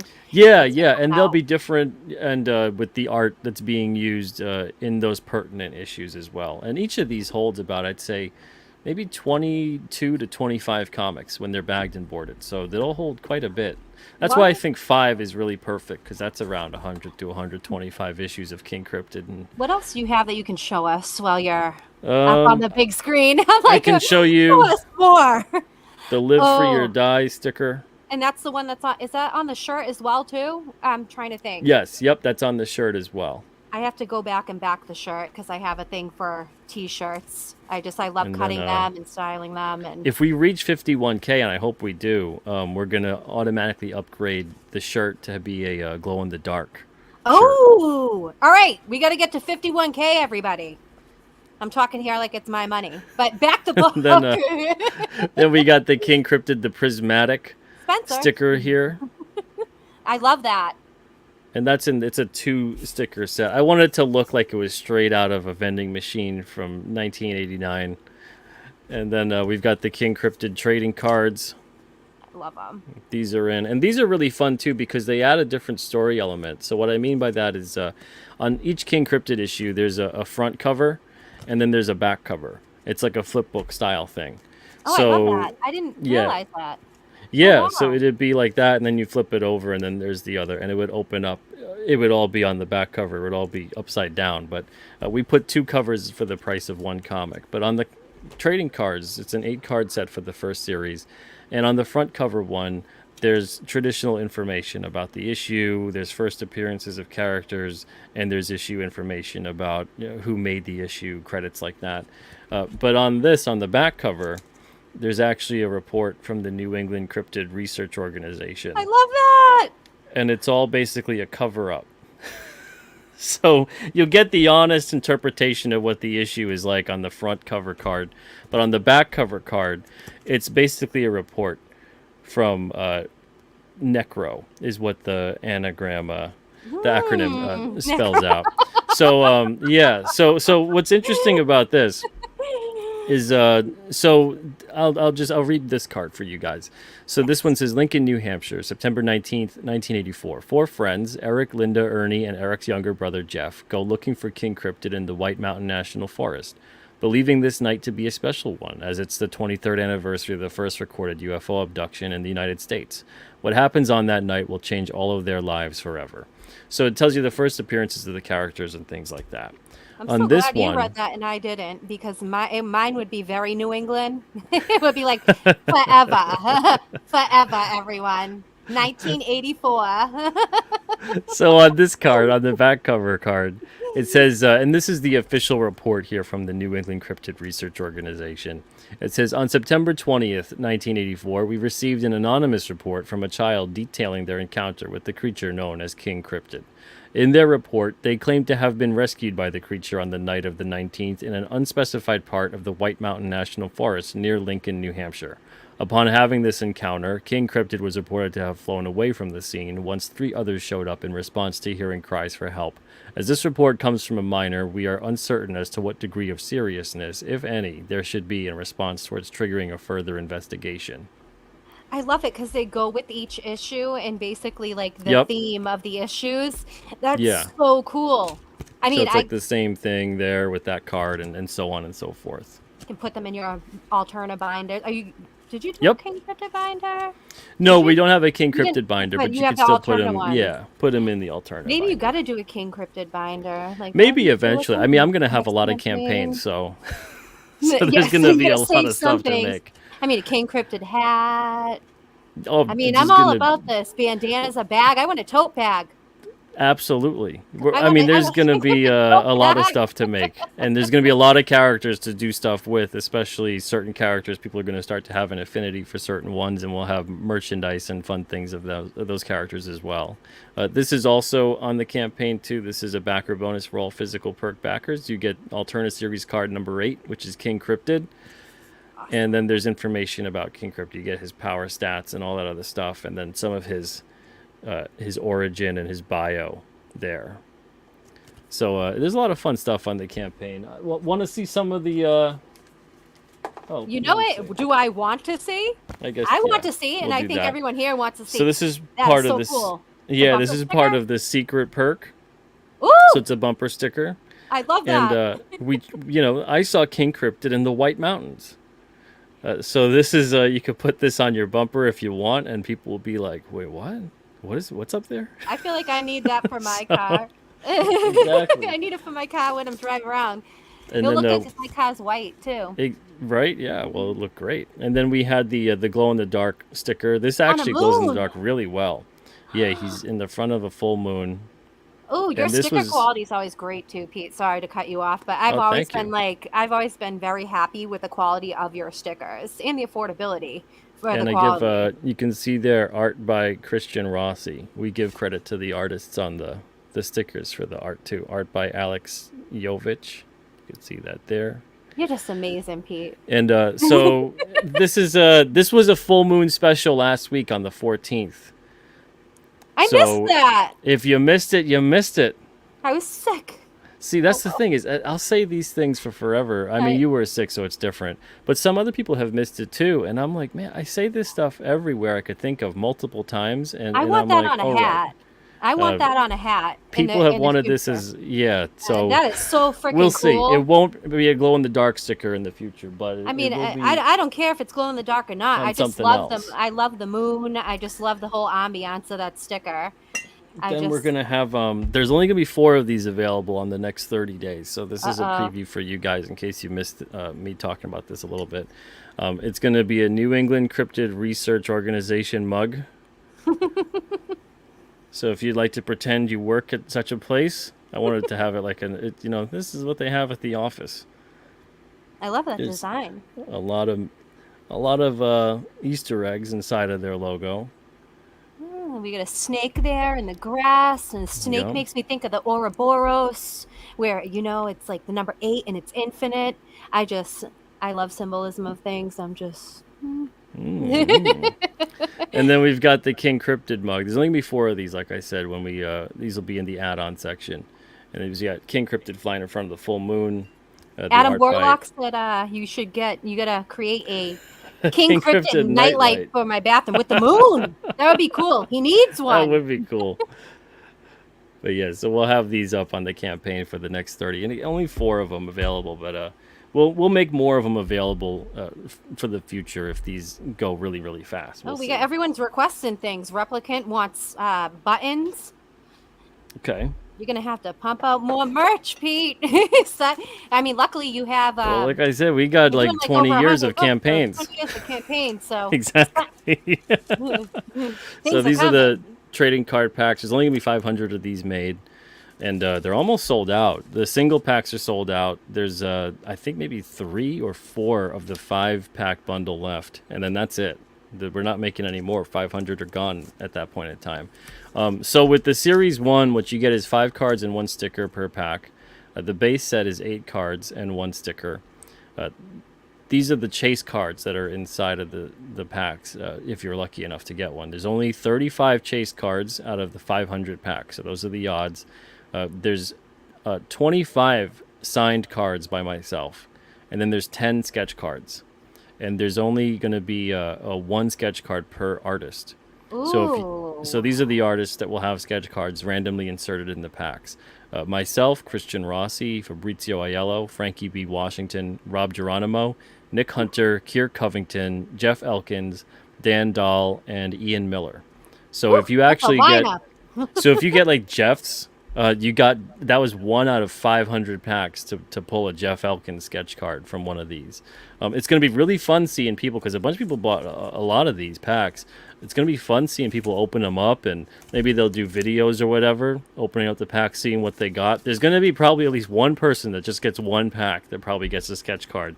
I know it. That's how these things usually work. Well, that's how it Um, would work at Pokemon League. I tell you that much with the secret rares. exactly.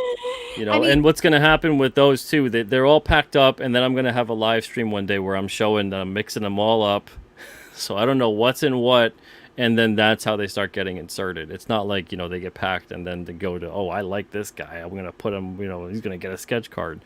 That's not how that's going to work at all. It's going to be all mixed up, and then I'm going to start sorting them at that point in time when we do fulfillment. oh, that's But awesome. We yeah, got there's a Rex couple other asking fun you things, for but yeah.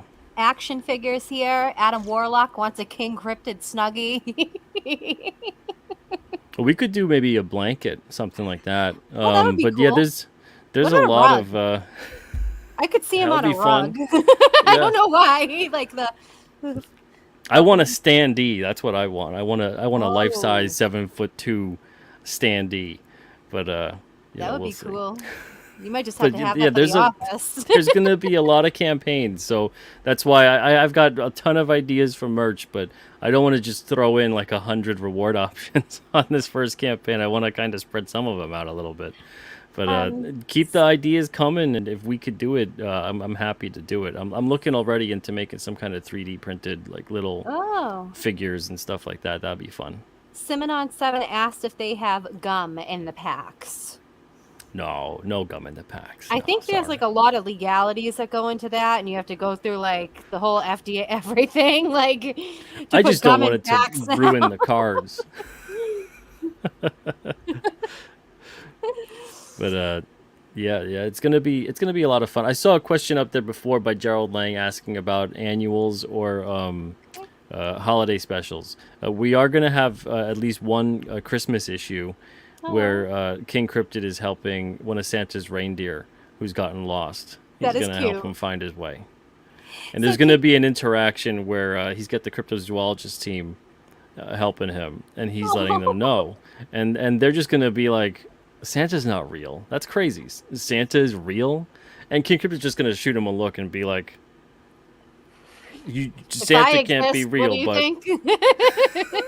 I get it. So King Cryptid, you would say, is like all ages, pretty much. You I would think, honestly or say it's very much like the comics we grew up with. So it's a lot like the oh, X-Men of okay, the 70s and 80s. I would classify it as all ages. Modern times, it'd be classified more as like a young adult kind of book. okay, But yeah, I would say that it's appropriate for any level of reader as long as that they're interested in the subject matter. And kids love monsters, so there's no yes. strong language. There's no over the top gore. Even some of the things I've talked about, where King Cryptid, when he was in a feral state, that he has eaten people. It's not going to be the kind of thing that it's like over the top gory or whatever. There'll be things that are hinted at. The worst that it would get would be like an issue of Wolverine, let's say, from back in the day. It's that kind of a thing where maybe there's some moments that are a little more intense, and you wouldn't necessarily have like the 7 or 8 year old read that book, but Mm. 7 or 8 year old definitely wants to read the book. Oh, So definitely.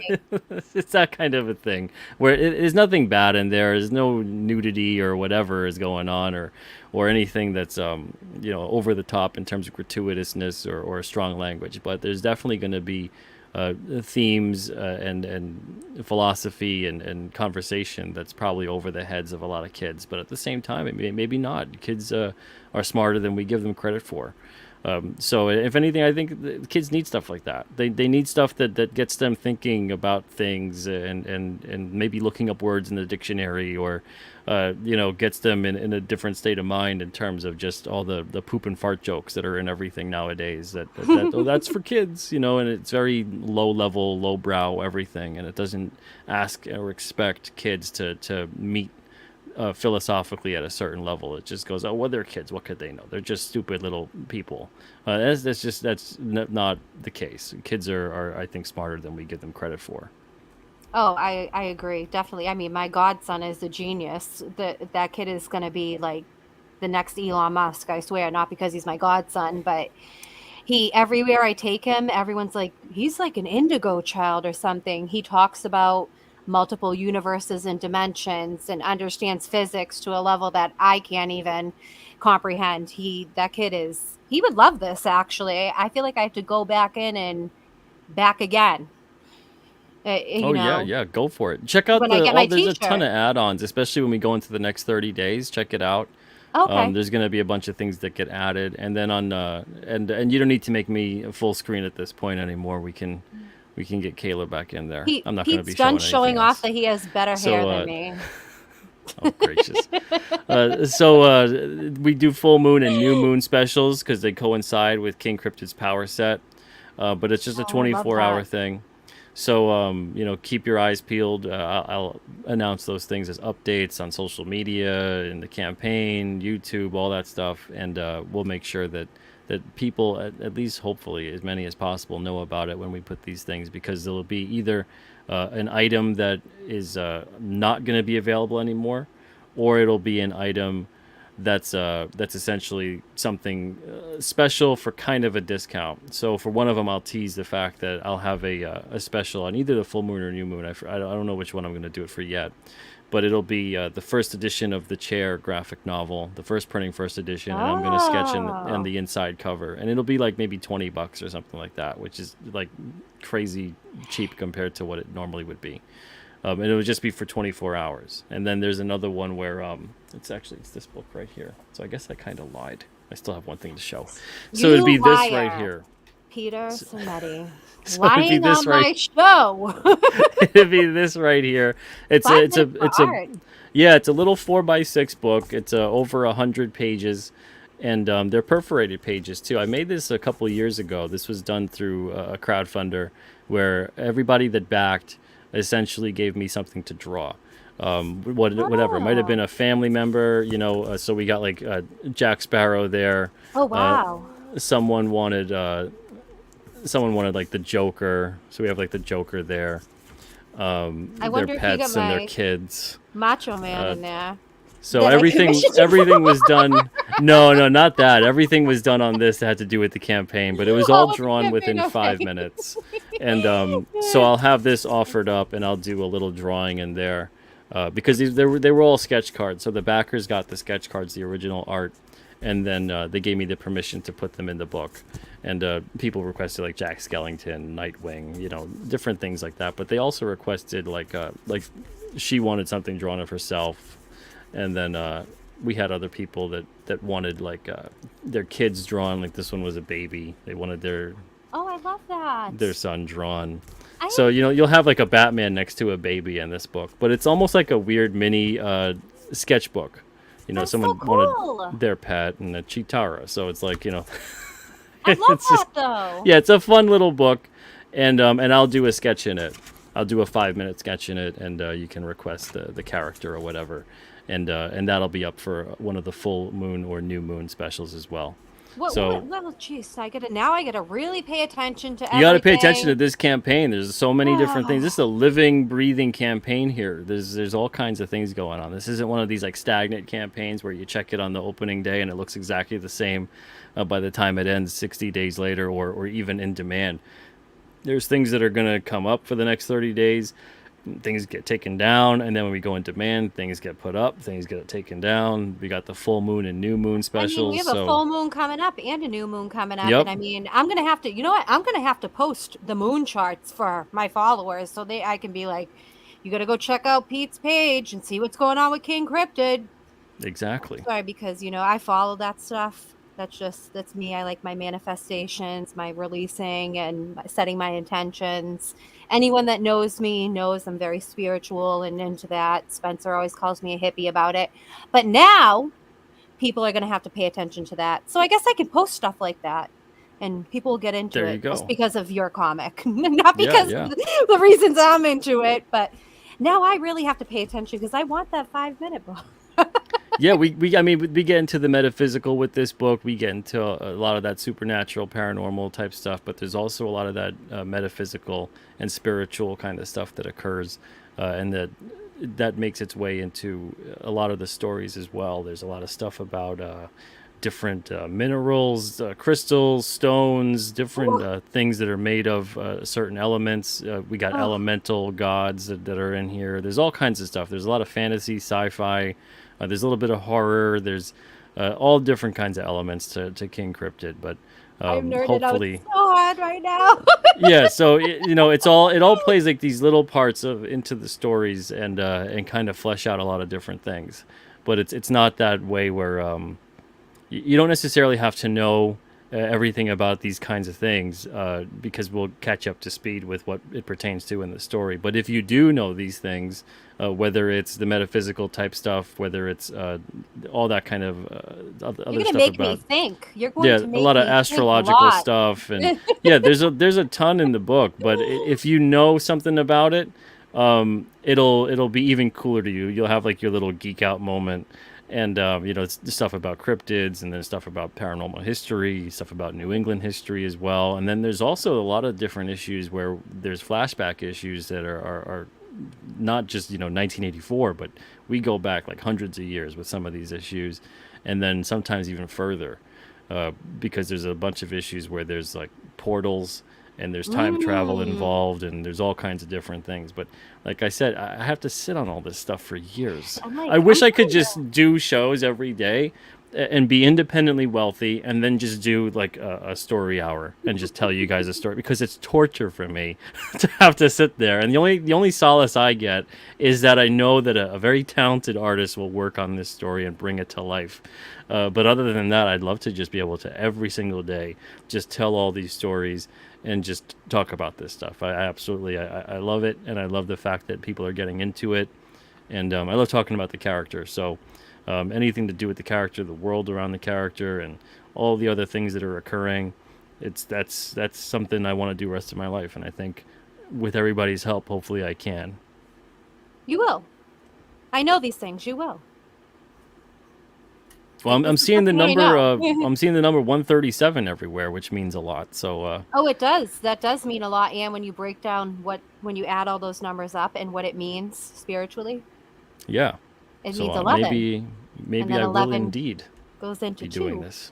So, yes, I agree with you. That is a sign. It's a synchronicity, See, you Kayla's know? gonna dig this book. Oh, I'm totally gonna Erin's dig this Erin's book. into a lot of this stuff too, so she's digging a lot of this as well. And Well, Erin's a Gemini too, like me. oh So, yeah, it's all you we're crazy Geminis. very I'm surrounded by a bunch of Geminis. I'm a Spence Cancer. I'm July and 4th, Spencer too. I have Cancer on my but chart though. My Mars and Venus is in Cancer. yeah, So, I'm a Cancer. I'm a double Cancer. I got my rising as a Cancer too. oh, I So wouldn't want to get you mad. I would not want to no, get you mad. it's not a fun time It for takes a both of lot, but us. I would not want to get you mad. No one can hold a grudge better. And the moon is important for you as well. Exactly, and that's kind of something as well, and Mm. that's another one of those things where it's being drawn to certain things. And there's parts of this character. I think every writer can say that there's always parts of each character, no matter what it is, villain, hero, whatever. There's little parts here and there that are of you as well. But there's a lot of stuff about King Cryptid that's very much not me. So it's that kind of thing where writing it, it's fun to get in the headspace of the character and also all the other characters too, and that's something that I want to do, and I want to focus on, where it's not like these characters are they're in there and they're one dimensional, and there's nothing really to them. I've been saying this for a long time. I said, I put out a tweet today about it, but to me, characters, just like people in real life, Hmm. they're shaped by trauma and adversity, and it Yes. depends on how you deal with those things. That's what ends up Mm. defining you.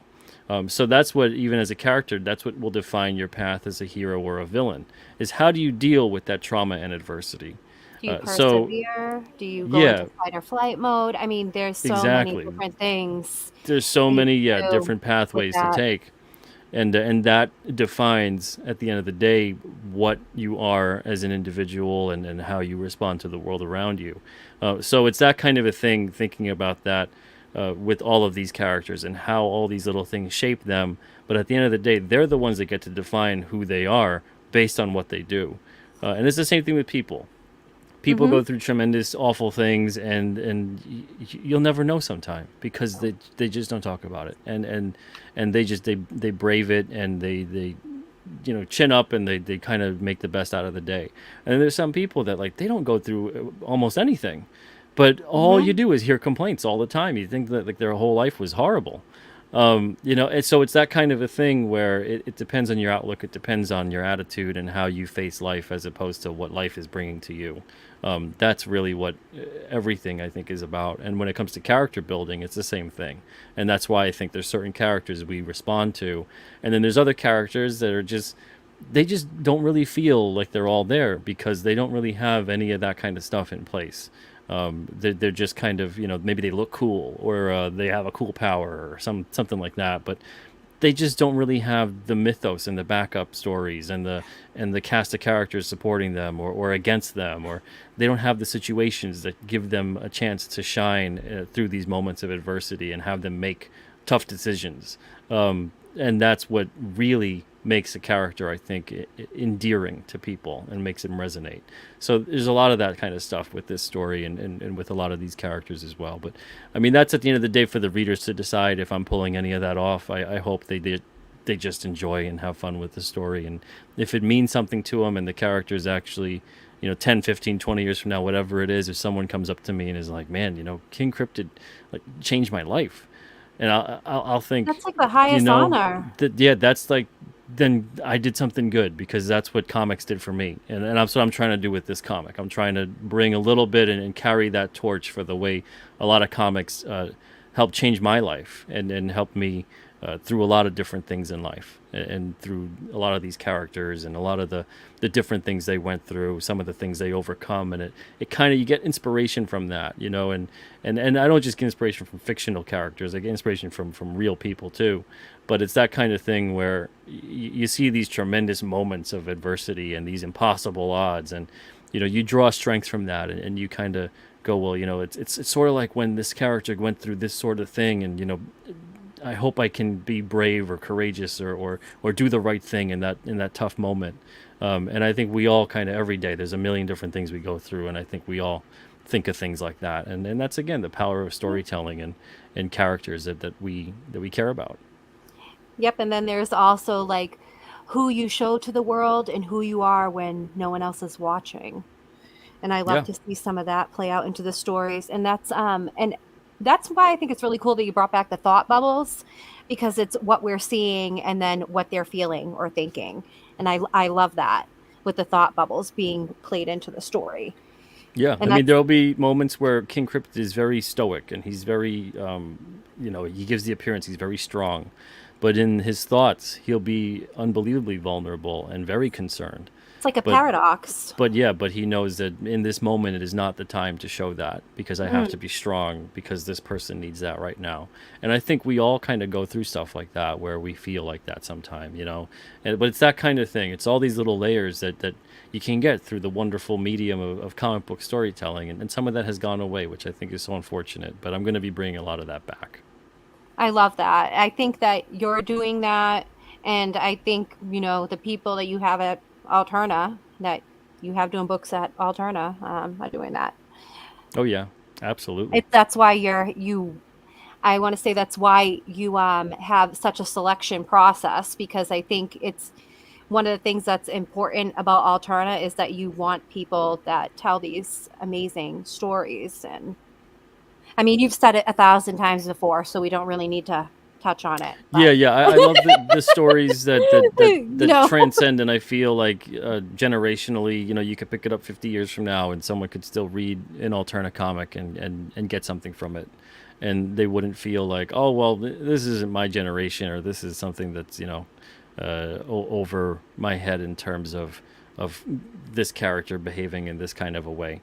I like to see, story wise, something that's more evergreen, something that's more timeless. And we got a lot of that at Alterna. I think there's tremendously talented people telling wonderful stories at Alterna. That seriously, my only complaint is that not enough people are reading them or know about them. But everything's about quality more than quantity. So the people that are reading them, they matter a hell of a lot. So all of our readers, God bless them, because they allow us to do what we're doing, and we'll get there in terms of getting more people to become familiar with these stories and these characters over time. mhm. We just got to keep putting them out. I agree with you. Speaking of Alterna, should I show off some of the summer campaign now? Yeah, sure. Let's see the summer I mean, campaign. We just I'm had that letting launch a you, couple days ago. like, you're my guest, on my show, but I like to let my guests have a lot of freedom, kind of like how you like to work with your artist. I want you to show off the things that you would like to show off. That is what is important to me when I conduct an interview with anyone. I want you to be able to speak about everything freely. Or maybe hopefully you've gotten to talk about some things you haven't gotten to talk about, and Yeah, yeah, share I with think so. everyone. That's what is important to me when I do an interview. So let me get over to the Alterna Comics summer, and then because that just went live. How many days ago was it? Did it go live? A couple days? I think 2 days Two, ago. 2 days, 3 days? I Yeah. think so. All right. I'm gonna have to go to share screen to. Did that go or no? No. Not yet. Okay. Hold on one second. I have Okay. to stop Technical stream. difficulties. Yes. You know what? I haven't streamed for such a while, such a long while. Oh, I Besides hear last you. Yeah, when I don't even so stream for a week sometime, and I have to run one. I'm like, what is this? What is this I'm button? What like, does it do again? all right, there we go. Share. We are here. Okay, so you're already at 4,995, Oh, we are 133 $5 backers. away. $5 Yes. away. Holy smokes, from 5,000. So, I mean, let's get the 5,000. Um, you'll get that tonight. I am 100% sure. So the summer 2020, I can't even talk right now, the 2022 bundle. We have Baron Rat. What is that? In Cheeseland. Blood Realm, Downcast. It came out on a Wednesday. Oh, that is a magnificent. I love the covers for it came out on a Yeah, Wednesday. Preston Acevedo did a great Ooh, job. Really great job. Unit 44, Wolf and Batsy, which Wolf and Batsy has been popular in Harrison's. Oh, And yeah, it's been nice. popular there. So Well deserved. let's what should we get to it? So week 1 collector bundle. 3 mystery Yeah. items. Yeah, this What's is in the only going to collector be up bundle? for the first week, so it'll be taken down, I believe, the 20. Let me see. What does that look like on the count? The 28th. It'll Okay, come so you down. guys got to back this one within the week to get those 3 mystery items. That's enticing to me. I love the mystery items. Yeah, you get all 6 issues. You get the 6x9 print set.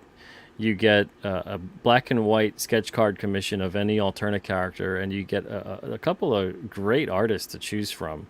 And then you get a alternate comic sticker, and then you get a mystery graphic novel, a mystery single issue, and a mystery blank variant. So it's about $100 worth of products here for 75. So affordable. You're like all the campaigns that Alterna runs and even your King Cryptid, they're so affordable. You really get everything for your money that you spend. Oh, thank you, Spencer. I was gonna ask you to drop a link. Can you drop a link to King Cryptid in there too? I don't have a wrench in here tonight. I think I have to make more wrenches. So we'll have Oh, to figure that out. yeah. Luckily, So, with King Cryptid, you can go to kingcryptid.com. It'll take you right there. oh, yeah. So that's simple enough. So we have that. We have the build your own bundle. I always love this. Yeah, we simplified this campaign in a big way, so there's only really going to be a featured perk week by week, and then there's going to be the 4 main perks. So the build your own bundle, the digital bundle, the regular bundle with the printed issues, and then a retailer bundle. And Yep. you can get access to add-ons through the various different bundles as well. And then you give a nice window clings for the store. I think, retailers, shops, if there is anyone there that works at a shop and you do not have Alterna in your store, or if you go to a shop, okay, you can do your job to get the books in the store, everyone. Invest the $35, bring it to your shop, get the book seen, get it out there. You know, that's Oh how you wow, can spread the word with the books. And I think, that's interesting. people should, Yeah, if they're able to, or talk to your retailer shop, talk yeah. to Let whoever them your let local them comic know. shop is. Say, hey, I get Alterna Comics and you're missing out. Show them the campaigns. If you back it as a retailer, you know, Yeah, you're gonna get and this tell stuff them, before it goes I don't online. know, how familiar you are with your comic shop retailer, but be like, look, either way, this company's getting my money. I can either give you the money and Money, you yep. give them the money, or Mhm. I can just give them the money. So you decide. Do you make any money in that transaction? Well, it's important too, that the books just as a shop owner, you want to get a as much variety of books that you can get into shops because you're going to have someone that comes in and they are going to say, um, "Hey, do you have this book?" And it will be the new hot book, and you're going to have to say no as a shop owner. I'm sorry, but that's kind of embarrassing, especially with the affordability of these books. Oh yeah, I mean, especially too right now, where everyone is trying to squeeze as much as they can out of every dollar. Exactly. Alterna being $1.99, you can buy two Alterna issues, and it's not even the price of one issue from like 95% of the publishers. So offer a nice affordable option with really good story for your customers, and recommend them in a very easy way. If they like horror, if they like action, if they like Oh, all sci-fi, ages. if they have an all ages You interest in know, books, or they got kids that are interested in these books as well. There's so much great stuff at Alterna. there is so much, and kids love Mr. Crypt and Mighty Mascots. I will say firsthand, they love those two titles. Baron Rat as well. The kids are drawn to that. So I just think it's amazing, and more shops should carry it. Oh yeah, The yeah. online community And the is thing is, different. when we were with Diamond, that's what was so disappointing too. Is when we left Mhm. Diamond in 2020, a lot of people were saying, "Well, how is anyone going to get your books now?" It's We crazy to me because the shop owners that complain about Diamond too, and how Yes, they fuck up exactly. things They want all these different every week. alternatives. They wish this, that, they wish that, and then when you do it, they say, "Oh, well, if only you went through Diamond." It's I it's say, "Well, we went through Diamond. We were there for 12 years. Where were you?" it's insane. You know, and we're the letter A, so we were up front in terms of that big, huge phone book Mhm. of a catalog. But in terms of people being lamenting, well, who's going to get your books now? All I could think is, well, we were only in about 10% of shops, so no one was really, in terms of retailers, no one was really ordering the books really to begin with. And when they would, it's mostly because the readers were doing it, because we were directing the readers to go to the shop to order the book. So Yep. now, instead of doing that, we're able to tell the reader, hey, just go right here, order direct from us, either pre-order on the Indiegogo or order direct on our website. We get more people reading the books now than we did before when they were going through a comic shop. And I hate Mm. the fact that that's kind of a truth, but at the same time, I mean, I would love that we could get into every comic shop, especially if we dealt with them directly. They would actually make more money than if they went through Diamond to order our books. But you can't really do that kind of a thing for a lot of retailers. They want to have the system they want to have, and in some way, I mean, I think honestly, I think some of them want to have that system so they have something to complain about when it goes south. Because Mhm. if they don't have that system, it's not a crutch for them to blame it on something. What we have to do here, we're not with any distributor, so we're doing everything on our own. So when we screw up something, or when something is late, it's not Diamond's fault, it's not whoever's fault, it's our fault.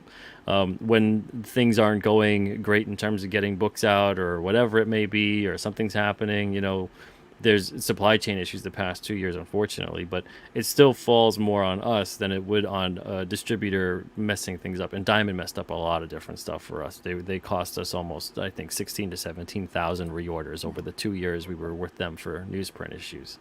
This part of the reason that we went and started selling direct was because Diamond was disappointing us and letting the readers down and the retailers down too. So I really thought that we would have more retailer support when we kind of left that system, especially because so many were very interested at first. But I think only maybe 2 dozen or so out of the over 200 that wanted to order direct from us ever really did. So the fact that you're doing that and you're getting those books where you can, it really means a lot to us. And there's some readers that have really tried to get their shops that used to order our books. They've tried to get those shops to order, but those shops don't want to order directly from us, and I don't know why. It's not stepping on Diamond's toes at this point. We're not with No. Diamond, so it's a strange thing. It's super easy to order from our site. The retailer gets a lifetime discount code. They just got to put that in like any kind of other coupon code. And I never understood, especially in the comic industry, a lot of the retailers will be like, well, now I got to order from here and I got to order from there. I'm like, dude, I order stuff from like 20 different places. Not to mention when you go out in the real world and you go shopping, do you literally just go to one store that has every single thing you possibly want? Or do you go to different stores? Do you shop sales at a grocery store? Do you have different restaurants that you do takeout with? Do you Yeah. go to different I mean, come on, it's that kind of thing of you're at home. You're not even supposed to go in your car at this point. You can just be at home in your PJs or less and get alternate comics delivered to your door. We make it as easy as we possibly can. And yet people will still be like, yeah, it takes an extra 2 minutes though. I'm like, what is wrong with it? I'm like, you know what? If that's the case and you don't want to spend an extra 2 minutes to order our books for your customers, don't worry. We'll sell the books to your customers. You just keep doing what it is you're doing. Oh, you're absolutely right, though. So, sorry, I'm having a cat claw up and down my leg, and I have the other one on my Uh-oh. They trying to want crawl my attention. back. So, they always want attention. Monet is just, I try to catch her before she jumps to me because it's very common. My calico. So, I had to get off screen for a second. I apologize for that. I hate having to do that, but I, No problem. if I didn't have two of them in the room, the one would be fine. But because there's two in the room, they're acting up. It's like a competition. And Well, one of they them hear really you. likes You're the you're laptop. talking, but you're not talking to them. So that Well, infuriates them. Monet is a big fan of like being on the laptop. So if the Ah, laptop's okay. on, she wants to be on top of the laptop. She's doing pretty good just staying here. I mean, she's doing pretty good. I'm pretty proud of her. But the other one is antagonizing her. So Oh well. it's What like are you a gonna do? dominance fight going on here. But back to this. So the advertising perks, okay? So anyone that wants to advertise, I love that you have all these the ads in and people can Yeah. advertise whatever it is Once they we want. reach the goal of the campaign at 10,000, Yep, then we open up the advertising interesting perks. perks. So yep. Okay, so it said Spencer have to Michael Odom did a King Cryptid Voidwalker crossover piece during the stream tonight, which means he's lurking somewhere. God damn you, Michael Odom. He does such a great job. He does. He's done some really funny drawings. I enjoy everything that he does. He has a very unique style to him. Oh yeah, yeah. He did a King Cryptid piece as well that sort of touches upon what happens in issue 3, and he sent that to me in high res so we could print that. So we'll put that in the cryptid sighting section of an issue, probably issue 3, honestly. Oh, But that's yeah, going he to did be a great job. awesome. So, just a preview gallery we'll go through real quick, I guess. So, Yeah, sure. you want to just go ahead? Yeah, so we got Baron Rat number 3. This is actually the last issue in the Mr. Crypt universe. So Ooh. yeah, so that's it for Mr. Crypt once this issue is out. Troy Vivacis, the creator, he's just I guess he's just done. I guess he's just done with the character. It's unfortunate. It's a good character. I think he could tell 100 more stories with it, but at this point in time, that's it. He's hanging it up. I don't know if he's going to revisit it again or whatever it may be, but that's it. That's all Yeah. there is for Mr. Crypt. Oh, Yeah. so get the Then last issue. Oh, we got. yep. I don't know who did this at We got all. Blood Realm number 10. So if you missed Rob's campaign, you can get it now. Rob Geronimo, who's that? I don't know. Does anyone really know? Some New I've Yorker. actually, I was going to say I've never seen him in person, but then that's a lie. I have. So Rob's book here, Blood Realm number 10. This is a double-sized issue, so it's on the campaign right now. And again, if you missed his campaign before that he had a couple of months ago, you can start getting the new Blood Realm issues through these campaigns. We'll have 11 on the fall campaign and 12 on the winter campaign. Awesome. We have Downcast here. Yeah, we got Downcast issue 6. I love that And cover.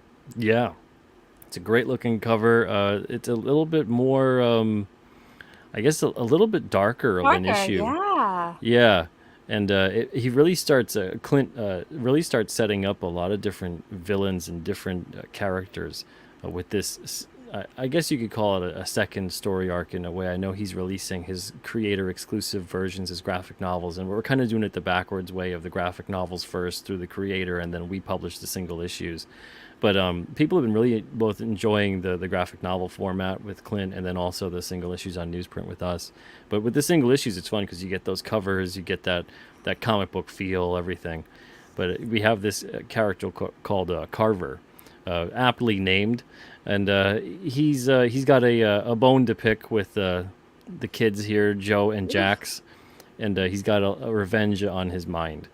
So this is a really interesting issue. It sets up a lot of Mm. different events to come, and like I said, Clint's just doing such a great job with the world building at this point too. And there's so much more to come with this series as well. He's taking it in a really nice direction. Yes. This is just, I wish I could blow this up. That is, I am obsessed with this cover. Like I'm Yeah, like leaning into my computer. this Like I is am obsessed with this cover. this is the product of me telling artists, "Give me your best." And every cover, if it came out on a Wednesday, that's essentially what I'm telling the artists. I'm saying, this is what we want. I want a monster or a creature or some kind of like awesome scene here. And you can have comic books included. You cannot have comic books included. It's up to you. Some of them incorporate a monster, like eating comics or whatever. But on this one, I told Preston, I was like, we don't really have. He had a couple ideas, and I said, we don't really have like a big, uh, just Like this is like, warrior type of yeah, scene in a fantasy setting. I love this. So It's yeah, like I was like, bring that in heavy the. metal meets Frank Frazetta meets Yep. Simon Bisley meets Conan stuff. I love this. I'm all about this. Yeah, it's This is it's a exciting. beautiful cover, and even there's always a lot of fun stories, and it came out on a Wednesday. This one Yeah. has a Wolf and Batsy story, and then it's actually got a story too by Nick Hunter, who does the King Cryptid #2 issue. But even if you hated every story inside of it came out on a Wednesday, I always wanted to make it that the $2 that you spent to just get a great cover was still going to be worth it to you.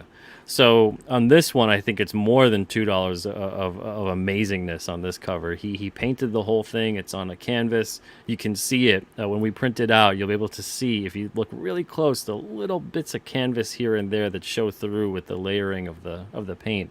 And he had asked me, he's like, "Is that okay if I do that? You'll kind of see some of the canvas showing." I'm like, "Do it. That'd be amazing. I'd buy Let like let people know that 20 amazing bucks. art like this is possible without doing it digitally."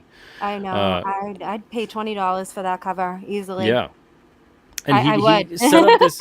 He gave me a nice problem to have, I suppose. He gave me this full huge image, and I thought, where am I gonna put the logo? So we made the logo transparent, I so this love way you that. could still see the giant bat creature that he has looming in the background at the top.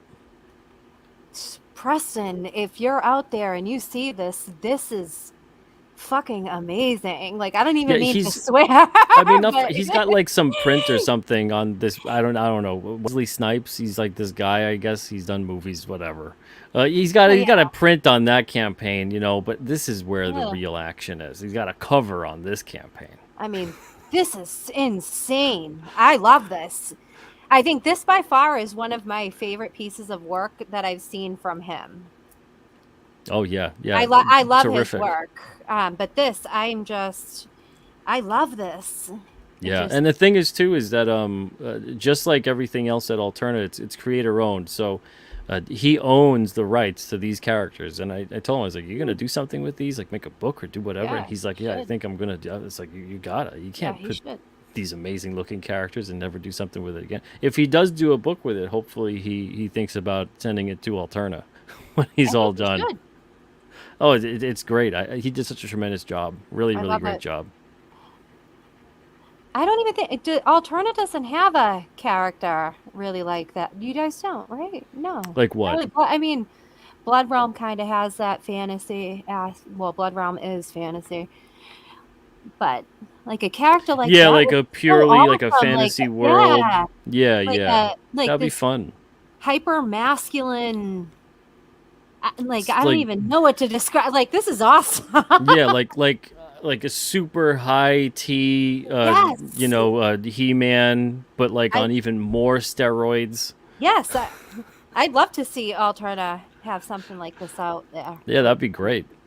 Preston, just saying. Not that I even know you, but as a consumer, I would if I just said Alterna. That's the thing too. Again, like I said with the King Cryptid campaign, it's tough because when an artist is very talented, they're in high demand. So I think Preston has that good and bad kind of Yeah. situation of he's got so many things that he's working on that he doesn't have maybe the time to sit there and just do his own thing when all the commissions and the covers and the prints are waiting I on the desk. I hope he takes a break though and does put out his own thing. I hope he Oh, it'd be does. great. Yeah. Unit 44 here. Yeah, so Unit 44, this is issue 6. Unit 44 is now a completely ongoing episodic series, so every single Hmm. issue tackles a new case file. And this issue is interesting because it features one of the first crossovers, and we have another alternate character that's in this issue. It Ooh. deals with like a multiverse kind of a thing happening.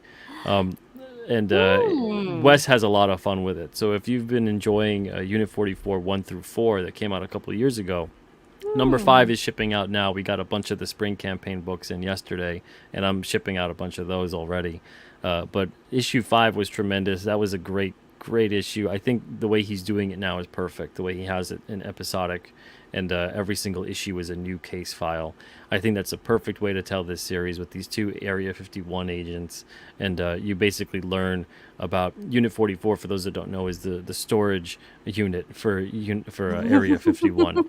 So all these weird confiscated items they go into this storage unit, and basically every issue deals with some kind of artifact, some kind of weird doohickey that goes into Unit 44 that they're either recovering or that they either recover from the scene. So this is a lot of fun where he's setting up this multiverse aspect, and like I said, we have that Hmm. crossover with another alternate character that comes through. And then, I mean, you mentioned with King Cryptid. I mean, I'm just going to be quiet and see how things play out. You Just never know. saying. We never know. I don't know. Maybe I know. I There's might be on already the right so track. much for people to look forward to like years from now that I don't want them to look forward to even more things years from now. Yeah. Oh, this is a crazy Wolf and Batsy cover. That's probably my favorite cover. That's Oh out yeah, in the title. I love yeah. this book. I thought he did a really great job with that. Wolf and Batsy is just it's becoming a fast favorite Oh, among I love alternative it. readers, and it's funny because of the fact that a lot of these issues have existed for almost 20 years. Mm-hmm. And but Brian has remastered them. He's relettered them. He's kind of tweaked certain things here and there, and we're republishing the series again. And so many people are discovering the series for the first time. But he's also going to have new issues. I believe issues 7 to I think 10 or 11 are completely unpublished new issues. So Alterna will be the first time ever publishing those, and then he'll have a couple of new issues here and there throughout the rest of the series. But issue 5 here, issue 4 right now is shipping with the spring campaign, but issue 5 really builds on a lot of different things that he's setting up. That's what I love about the series too, is that it's self-contained with each issue, but it's doing like exactly what I want to do with King Cryptid in terms of it's still having continuity, it's still having a lot of characters, it's still building up on something, and it's just a lot of fun. So if you're into I call it a horror adventure series because there's always some kind of something going on with Wolf and Batsy. Mm-hmm. There's some humor to it, but it's not like a goofy horror humor kind of book. It's got that nice sardonic kind of sense of humor, the way like 70s and 80s horror had. So if you're into that kind of a thing, I think you really love Wolf and Batsy. I love Wolf and Batsy. I think it's overall just a great book. But yeah, and that's it. So we got the six Yeah. issues. They're out in on the summer campaign right now, and Oh, here's the it's $15. bonuses. And then those are the bonuses. Yeah, you get the Oh, T-Bird and Throttle card, and then Joe from Downcast, you get her card as well. So card 7 and card 9. Card 8 is King Cryptid. That's on the King Cryptid campaign. ooh, yeah. So if you want that King Cryptid card, you gotta back the campaign. I want to refresh. I never usually do this. I wonder if you got the $5. Oh, you did. All right, so Yes. you're five over Sweet. 5 grand. So Thank perfect. you guys. Halfway there. 28 days Beautiful. left. All right. Fantastic. I'm Thank you gonna guys go so back much. to King Cryptid for a second and just let you finish up whatever you need to say about King Cryptid, unless you're all done. I guess We we're kind of all done. Did you have we any all other done. questions? Did you want to send me in a direction or? I just, if there was anything that you did not get a chance to say about King Cryptid, I mean, because we've been going, I think, almost 2.5 hours. Believe it or not, I just looked and realized it was 11:21. Yeah, yeah. I guess in the chat, I'll take a look if there's any questions in Yeah, the chat. let's see. Let me know, Anyone in and I'll do the my best to answer them. Yeah, let me see. If anyone in the chat that's here has any questions, now is the time. I'm going to stop sharing this screen and pull back over to King Cryptid. So let me do that. Let me see. Share screen. So if anyone has any questions, now is the time. I'm trying to get better at this, guys.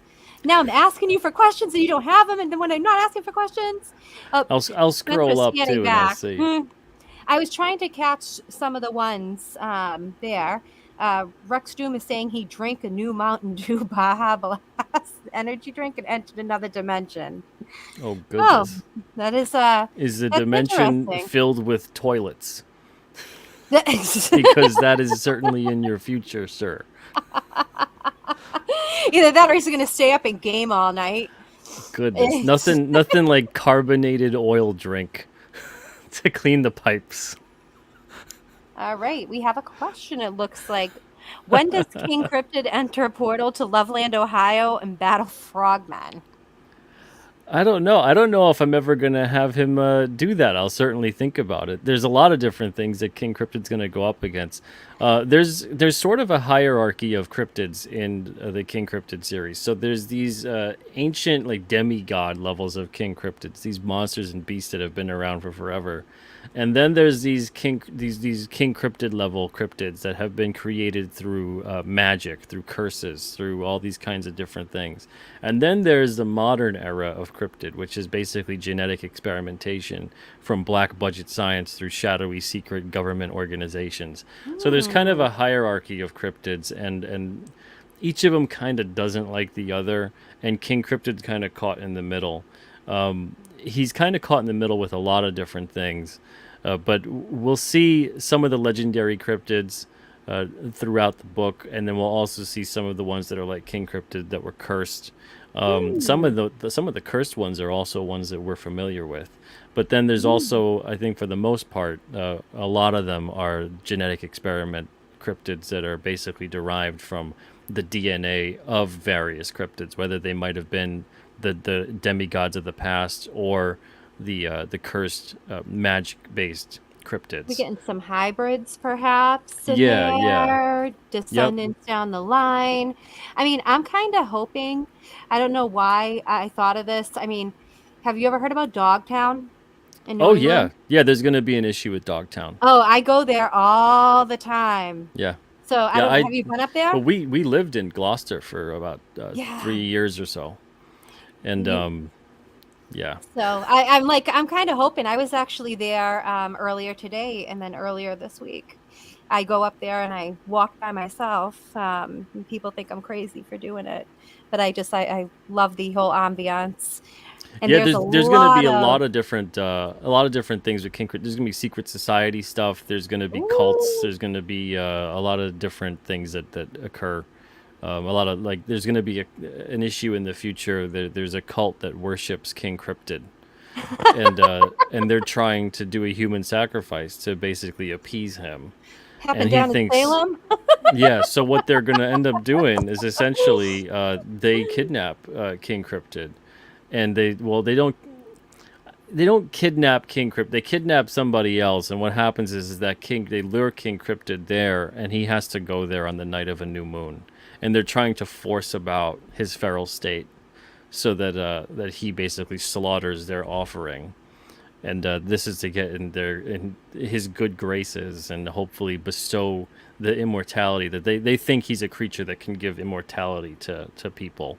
because he's been around for so long. So he must know what to do. Of course, like most of these kinds of cults, they have a lot of things completely wrong, and especially in this scenario. So how does he get out of that scenario? What happens? How do the people get out of that? That's the fun part. I mentioned that I think either yesterday or 2 days ago. I forget. All the days are the same now. But there's so many things that happen in comics with the why and this and that and the what. But the how is the most interesting. That how do they get out of this scenario? How does this thing occur? That's Yes, the most interesting part. to me at least. I think that is very important too. I'm just so ecstatic for this. I mean, I think if I have to ask anything, I mean, I would love to get into the mythology, but I feel like between you and I, we'd be talking here for 3 hours about it. But maybe a Oh little bit yeah, about yeah. some of the mythology, just a little bit, and then I have About one left. Just a about little the bit. about the mythology of what? The character or Um, how would you get into like, yeah, well, the mythology of the character without spoiling the character? Is that possible? oh man, that's actually not possible. Okay, so That all that's right, all actually right. that's actually one of those things that I'm trying to keep Okay, all right, all close right. to So the that's not a vest good one. But because there's how do so much to it, and yeah, goodness, yeah. I mean, because I don't even want to spoil. Like normally, I love spoilers, but there's just certain No, things there's that I there's don't want there's so spoiled many for layers to that myself. aspect of it that it honestly it would ruin some of the punch, I think, when All people right, get to that part. I'll And have to wait. even though we're not really gonna dive into that until like 3 years from now, and I don't know if anyone's gonna remember it, You don't make me wait um, 3 years. you're gonna have to. I'm You're gonna have to. And just hey, gonna keep Phil, what's buying up? Thanks, scripts. man. Appreciate it. I'm gonna keep buying the scripts. If you But keep having script perks, I'm just gonna keep getting the scripts and trying to figure it out on my own. But you know what, Pete? How do you feel getting this out there and just I want to know, like, because this is like, I feel like this is, like you said, this is your passion project, all right? And I said this from the beginning. How do you feel finally bringing this, like, to light? Like, life. I'm like, I honest, said to light, to life. Sorry. it feels a little surreal that people are so excited and they're so into the character and this world before they've honestly even read the books. I know people have read like the preview pages and things like that I've shown. A lot of people have really loved those, but I've never had that experience where people have been anticipating something that I'm creating. You're usually as a comic creator, you're kind of creating in this vacuum, and it's only really you and maybe a couple other people that are aware of it, and you really don't know how anyone's going to interpret this or how they're going to react and if it's going to resonate at all. So it's been really exciting to see that. It's also, I guess, there's a little bit of a I don't want to let people down factor to it, but at the same time, I really don't get in that headspace a lot. I think as soon as you start saying, well, how much am I going to disappoint people with this? And, what kind of story should I tell to please that person or this person or whatever? Once you start doing that, I think it spells doom. It spells doom for the whole thing because you start all of a sudden second guessing every damn thing you're doing. And then you tell this weird, watered down, and yet at the same time, unbelievably convoluted story that doesn't please anybody. And especially doesn't please you as the creator of it. And then all of a sudden, you want to end it. You want to get away from it, and you're trying to figure out how do I just wrap stuff up and go away, or you just cancel it. So I always try to, and it's something that Bob Ross used to do, and he used to talk about, and he used to say that he always pictures that he's talking to one person at home, and he's really crazy about that one person. Mhm. And it's that kind of making that connection with this one individual who's really here for it. And that's the thing that I'm doing with this. I'm trying to hone in on that one individual who's really here for the book, who really loves it, who really wants to see all these different things, who's interested in learning more about this and that and whatever, and they're here for the characters and the story and everything else. If I start imagining, let me try to get this person who's maybe not interested in it and appeal to them with this kind of a story and that person and this person. Yeah, I think a lot of the corporate companies do that kind of a thing. And Mhm. then all of a sudden it starts becoming this big, gigantic, stupid mess that doesn't mean anything. And then, they reboot everything, which proves it really doesn't mean anything. And then the more and more you do that, it turns into this, well, why the hell should I even care about this to begin with? because they kind of obviously don't really care about it. So I don't want to get in that headspace and go down that road. But I think it's important to always kind of have that focus of you're really trying to make sure that the reader is no matter what, you're still making entertainment. So you really want to make sure that no matter what, you're doing something that still keeps that reader entertained and interested, and you're still setting up mysteries and having surprises, and you're answering questions, and you're doing all these different things that need to be involved in the story to keep the reader's interest. But you don't want to keep on doing certain things that end up almost making no sense whatsoever, just to do something new and just to keep things fresh, because that's also just as bad. So yeah, it's kind of this fun thing to actually be able to put something like this out there, but it's also, I guess it's a little nerve wracking. But like I said, at the same time, I try not to get in that headspace. All right. I think that is such a great way to end it. I just want to thank everybody that came out and watched the show. And thank you, Peter, for coming on. It's always a pleasure. You're always welcome here, obviously. And just thank you for the interview with, I wanted to interview you about this book as soon as I've seen the character drawing that you put out online. I was Well, like, I thank you. have to talk about this. Well, So, now was the right time. So there you let's go. back King Cryptid, everybody. Back the Alterna Comics Summer Campaign. Leave a like here. Sub to our YouTube if you haven't. Follow the Death Curse Comics page on Twitter. And have a great night, everyone. I'll see you next week for another episode of Kayla Cuts Deep. Thanks, guys. Appreciate it.